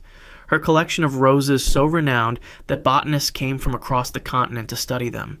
She died on June 29, 1814, at 50 years old, from diphtheria complicated by pneumonia. The illness had come on quickly. She had walked in the cold gardens of Malmaison just days before her death with Tsar Alexander I of Russia, who had come to pay his respects after Napoleon's first abdication and exile to Elba, and the exposure apparently accelerated an infection that was already taking hold. Napoleon had been exiled in April. She never saw him again after the divorce in 1809. Her final words, according to various accounts, though their exact authenticity is uncertain, were reportedly Bonaparte, Elba, Marie-Louise, the three coordinates of the world that had replaced her. Napoleon, confined on St. Helena after his final defeat, reportedly wept when he received news of her death, and according to Emmanuel de Las Casas' Memorial de Sainte-Hélène, said that he had truly loved only Josephine. The darker element of her legacy, less often mentioned, is the question of her influence on Napoleon's decision in 1802 to restore slavery in French colonies, a decision with catastrophic consequences for Haiti and the broader Atlantic world. Josephine was born into a plantation family and maintained ties to that world. The extent of her influence on that specific decision is documented in some historical accounts, but contested by others. Empress Carlotta of Mexico. She arrived in Mexico in 1864 as the Belgian-born wife of Maximilian, the Habsburg Archduke installed as Emperor of Mexico by Napoleon III of France, a project that had no foundation in Mexican consent and no future once the French troops propping it up were withdrawn. When Maximilian's position collapsed, Carlotta sailed to Europe in 1866 to beg Napoleon III and then Pope Pius IX for help. Neither would give it. Something broke in her during those meetings. She began to believe she was being poisoned, refused to eat anything she had not gathered herself, and was brought back to Belgium in a state of acute mental crisis from which she never fully emerged. Maximilian was captured by Republican forces and executed by firing squad on June 19, 1867. Carlotta was not told for some time. She spent the following decades in Bouchoux Castle in Belgium, cycling through states of delusion and occasional partial clarity. In her worst periods, she believed she was still empress, that Maximilian was alive, that enemies surrounded her. In her more lucid moments, she reportedly understood the full scope of what had been lost. Her fear of poisoning became so fixed that she would only eat food she had obtained directly, eggs taken from hens herself, oranges picked from trees with her own hands, behaviors documented in accounts of her care, though primary sources for specific details vary. She died on January 19, 1927 at 86 years old from influenza or pneumonia, the precise cause requiring verification. She had outlived Maximilian by nearly 60 years. She had outlived Napoleon III, who died in 1873. She had outlived the Second French Empire, the Austrian Empire, and the Habsburg dynasty itself, which dissolved in 1918. She was the last surviving head of state from the era of the American Civil War, a woman who had entered the world as a princess, become an empress, lost her mind in a European meeting room, and then simply endured, forgotten inside a Belgian castle for 6 decades. Alexandra Feodorovna. She was born Princess Alex of Hesse in 1872, granddaughter of Queen Victoria, and she married Tsar Nicholas II of Russia in 1894. She became Empress of Russia and remained deeply unpopular throughout her reign, viewed by Russians as cold, foreign, and dangerously influenced by the mystic Grigory Rasputin, whose hold over the imperial family derived from his apparent ability to manage the hemophilia of her son Alexei. She resisted every attempt at political reform, supported her husband's most autocratic instincts, and when the war and the revolutions came, she seemed genuinely unable to understand what was happening to the country around her. After the February Revolution of 1917, the family was placed under house arrest. After the October Revolution, they were moved progressively further east, ending in the Ipatiev house in Yekaterinburg in the Ural Mountains. On the night of July 16th into the early hours of July 17th, 1918, a Bolshevik execution squad assembled in the basement of the house. The family was told they were being moved for their safety and brought downstairs. What followed was chaotic and prolonged. The initial volley of gunshots did not kill the daughters, because jewels had been sewn into their corsets over years of captivity, and the stones deflected the bullets. The executioners then used bayonets and additional shots at close range. This is documented in multiple sources, including the subsequent Sokolov investigation and the forensic analysis of the remains discovered in 1991. Alexandra reportedly crossed herself before the shooting began, according to witness accounts. She was 46 years old. She had written in her diary and letters for years, expressing absolute certainty that God would protect the Romanovs. Her remains and those of her family were identified through DNA analysis, and in 2000 the Russian Orthodox Church canonized the family as passion bearers. The basement room in the Ipatiev house was demolished by Soviet authorities in 1977 on the orders of a regional Communist Party official named Boris Yeltsin. Mary Ann Cotton. Mary Ann Cotton is widely regarded as Britain's first serial killer, and the scale of what she did across the industrial north of England in the 19th century is almost impossible to wrap your head around. Between the 1850s and 1872, Cotton used arsenic to kill up to 21 people, a number that includes 3 of her 4 husbands, her own mother, a lover, and 11 of her own children. The method was almost insultingly simple. In Victorian England, arsenic was sold openly in hardware shops as a pesticide, cheap and easy to obtain, and when ingested, it produced symptoms that looked nearly identical to gastric fever, one of the most common causes of death at the time. Cotton moved from town to town, married, collected life insurance payouts after each convenient death, and moved on, leaving a trail of graves across County Durham that no one connected for years. What finally unraveled everything was the death of her stepson, Charles Edward Cotton, in 1872, The local doctor grew suspicious and refused to sign the death certificate. An inquest was ordered. Arsenic was found in the boy's stomach, and Mary Ann Cotton was arrested. At her trial, the prosecution laid out a pattern of deaths so consistent and so financially convenient that the jury needed barely an hour to convict her. The judge sentenced her to death. On the morning of March 24, 1873, Cotton was led to the gallows at Durham Jail. What happened next became one of the most notorious botched executions in British history. The hangman had miscalculated the drop, cutting the rope too short for her height and weight. When the trapdoor opened, her neck did not snap cleanly as it was supposed to. Instead, she dropped, swung, and began to strangle slowly, her body convulsing for several agonizing minutes before she was finally dead. A crowd had gathered outside the prison walls. Children in the streets of County Durham had already turned her name into a skipping rhyme, one that would survive for generations. She was buried inside the prison grounds. The exact number of her victims will never be confirmed, but the pattern she left behind, husband after husband, child after child, each death followed by an insurance claim, suggests a calculated coldness that was, in her era, almost unimaginable in a woman. Amelia Dyer. Amelia Dyer operated in Victorian England at a time when illegitimacy was a social catastrophe, and she built an entire criminal enterprise out of that desperation. Working as a so-called baby farmer, she advertised in newspapers offering to take in unwanted infants, typically the children of unmarried mothers who had nowhere else to turn, in exchange for a one-time upfront fee. The mothers believed their children would be cared for. Instead, Dyer pocketed the money and disposed of the infants as quickly and cheaply as possible, strangling them with white edging tape or simply starving them. She had been caught and briefly imprisoned once before in the 1870s, but upon release she simply changed locations and resumed killing. By the time she was finally stopped in 1896, investigators believed she had been operating in one form or another for roughly 15 to 20 years. The break in the case came when the Thames River Police pulled a brown paper parcel from the water near Reading and found the body of an infant inside. Crucially, the parcel still had a label with a return address. That address led police directly to Dyer. A search of her home and surrounding areas uncovered more parcels, more bodies, and a paper trail of correspondence with desperate mothers across the country. Estimates of her total victims range from 200 to 400 children, a number so large it strains comprehension and makes her arguably the most prolific killer on this list by sheer count.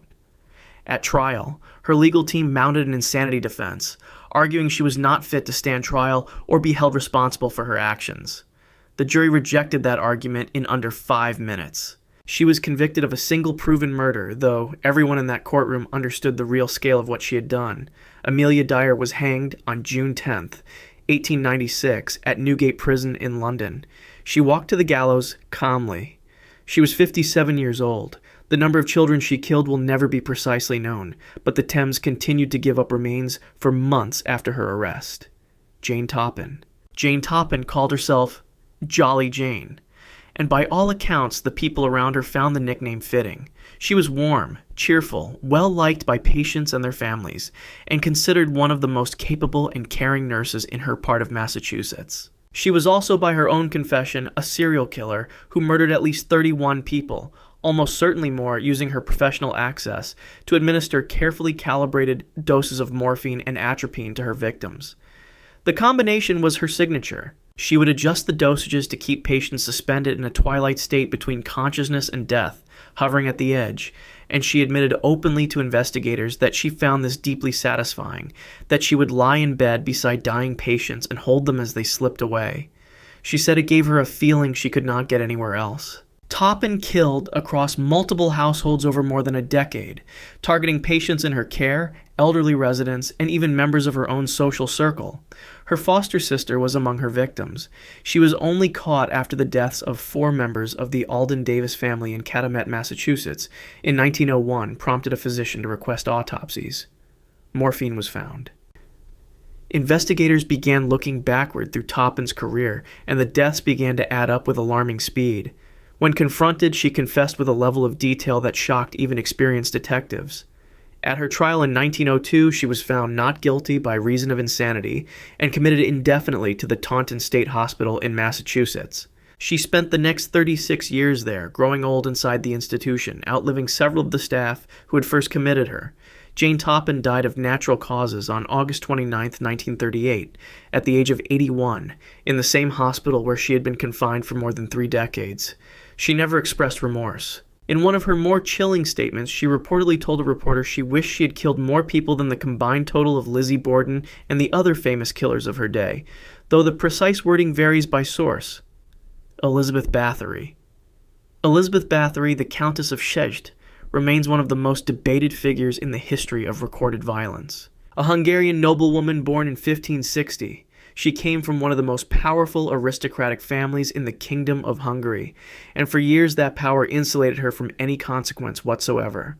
The charges against her, compiled during an official investigation ordered by King Matthias II of Hungary around 1610, were extraordinary. More than 300 witnesses testified to the torture and murder of young women and girls. Many lured to her castle estates with promises of work as servants or opportunities for education. The nature of the alleged crimes was extreme, involving prolonged physical torture across days or weeks before death. The legend that Bathory bathed in the blood of her victims to preserve her youth is the detail that has followed her through history. But modern historians are skeptical of it, noting that it appears in sources written well after the fact, and may have been embellished, either by sensationalism or by political enemies who had strong financial motivations to destroy her, since her estates were enormously valuable and her debt holders included the king himself. What is not really disputed is that people died in connection with her household, that witnesses testified to it at scale, and that the investigation was taken seriously enough to result in the execution of several of her alleged accomplices. Bathory herself could not be executed. Her noble blood made her legally untouchable in that regard. Instead, a group of noblemen convened and decided on a punishment designed to be worse than death. She was bricked up inside a set of rooms at Szeged Castle, with only tiny slits left open in the mortar for the passage of air and food. No windows, no visitors, no sound from the outside world. She remained there for 4 years. On August 21st, 1614, guards who had come to pass food through the slits found her dead on the floor. She was 53 years old. The exact cause of death is unknown, listed simply as natural causes, though 4 years of total isolation, confinement, and whatever physical decline accompanied it likely tells the real story. Leonarda Cianciulli.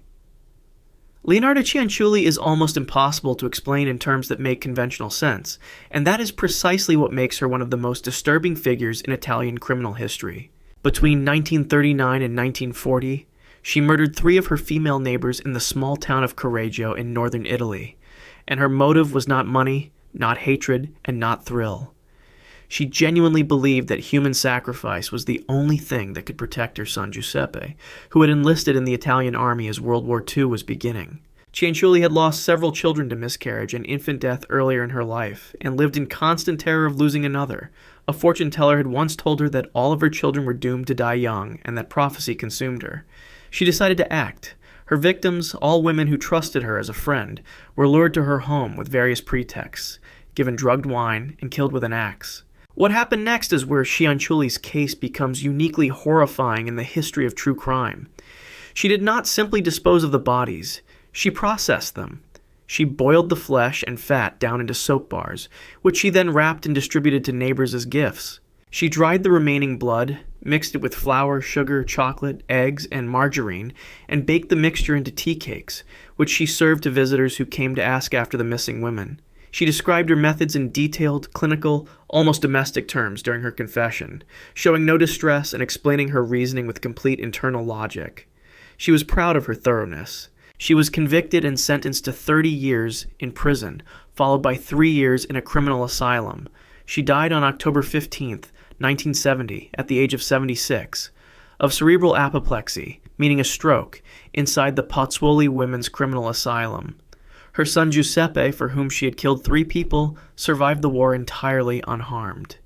Nanny Doss. Nanny Doss earned the nickname the Giggling Granny during her police interrogation in 1954, and the name tells you almost everything you need to know about how she carried herself through the process of being caught for 11 murders.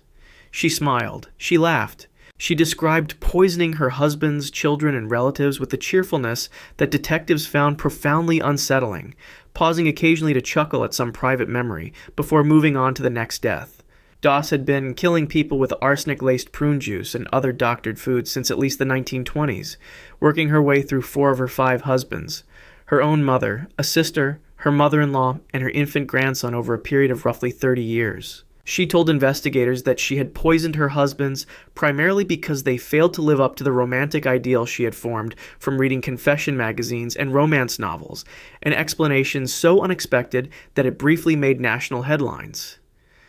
Her 5th husband, Samuel Doss, died in 1954 after a bout of illness that prompted his doctor to order a toxicology screen. Arsenic was found. Police arrested Nanny, and once she started talking, she barely stopped.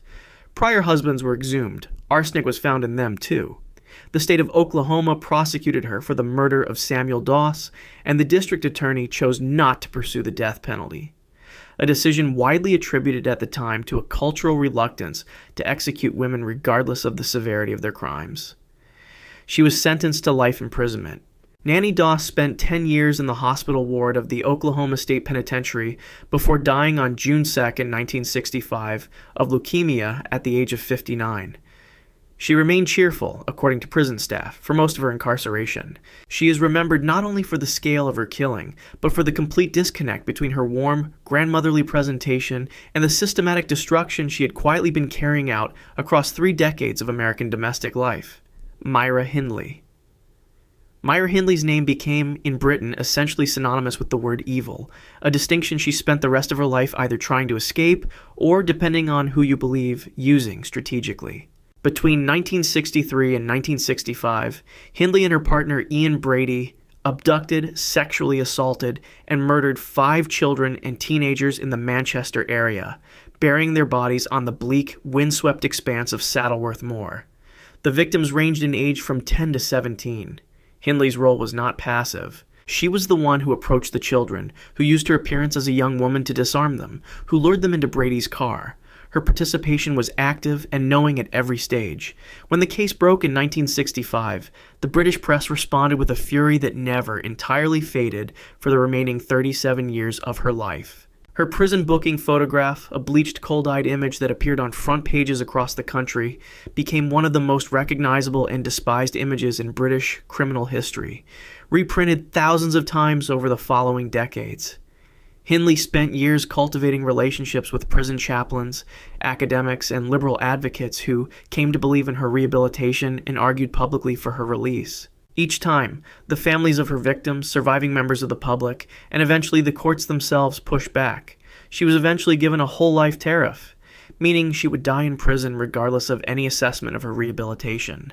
Brady, who had declared himself the more guilty of the two, was committed to a high-security psychiatric hospital and spent his final years demanding the right to die by starvation. Hindley's health deteriorated steadily through her later years in prison, driven in significant part by decades of heavy smoking.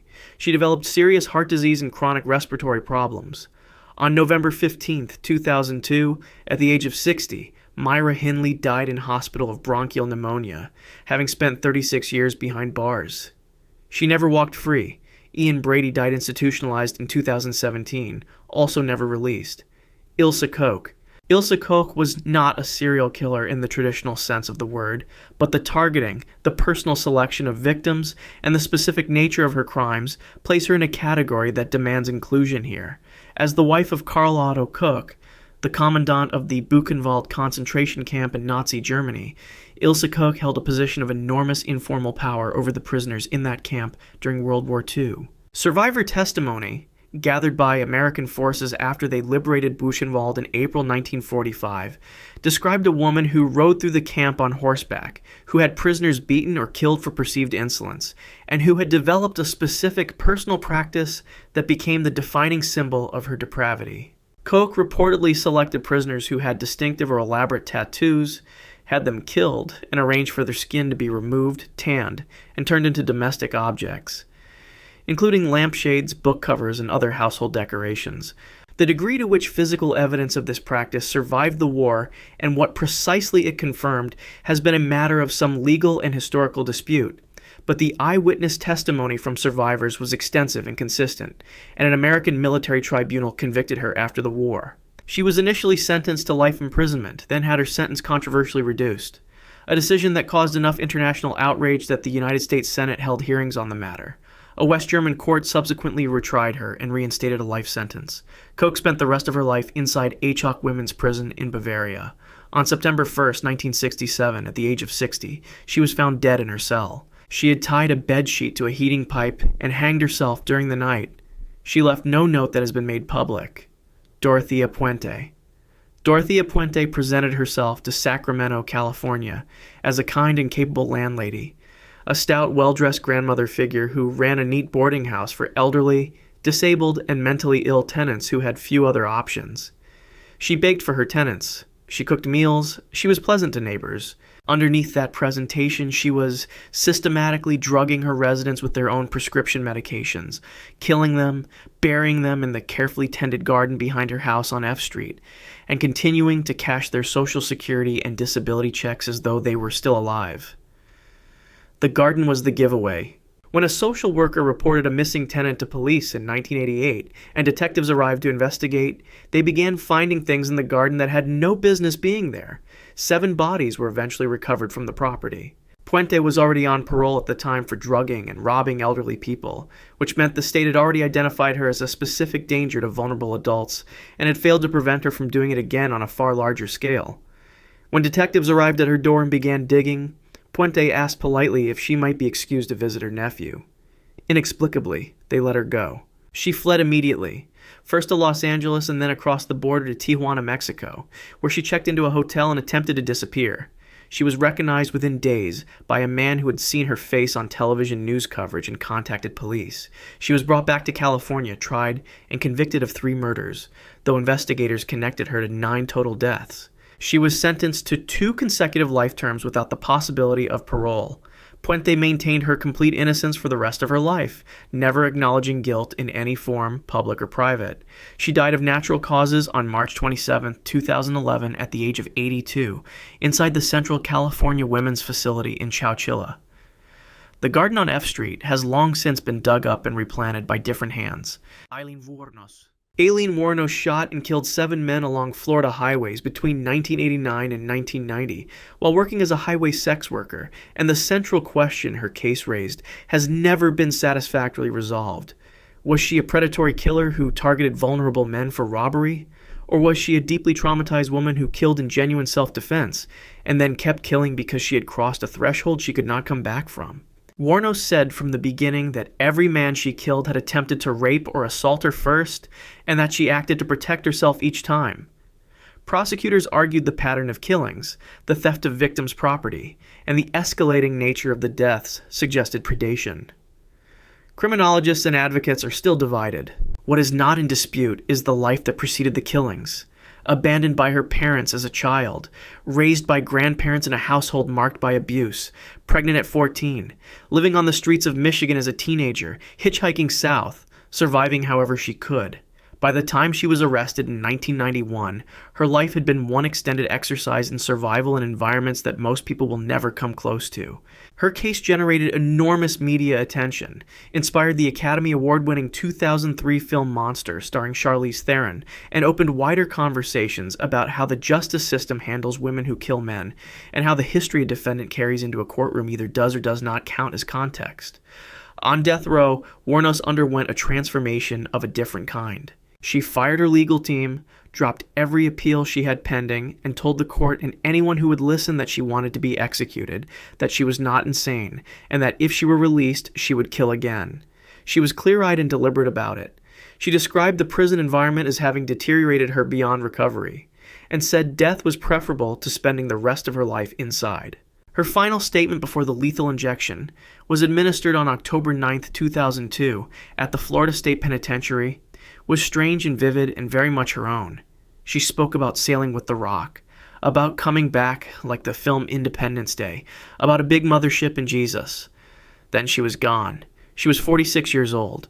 Her last meal was a single cup of black coffee. If you want to see more, click the video on screen now.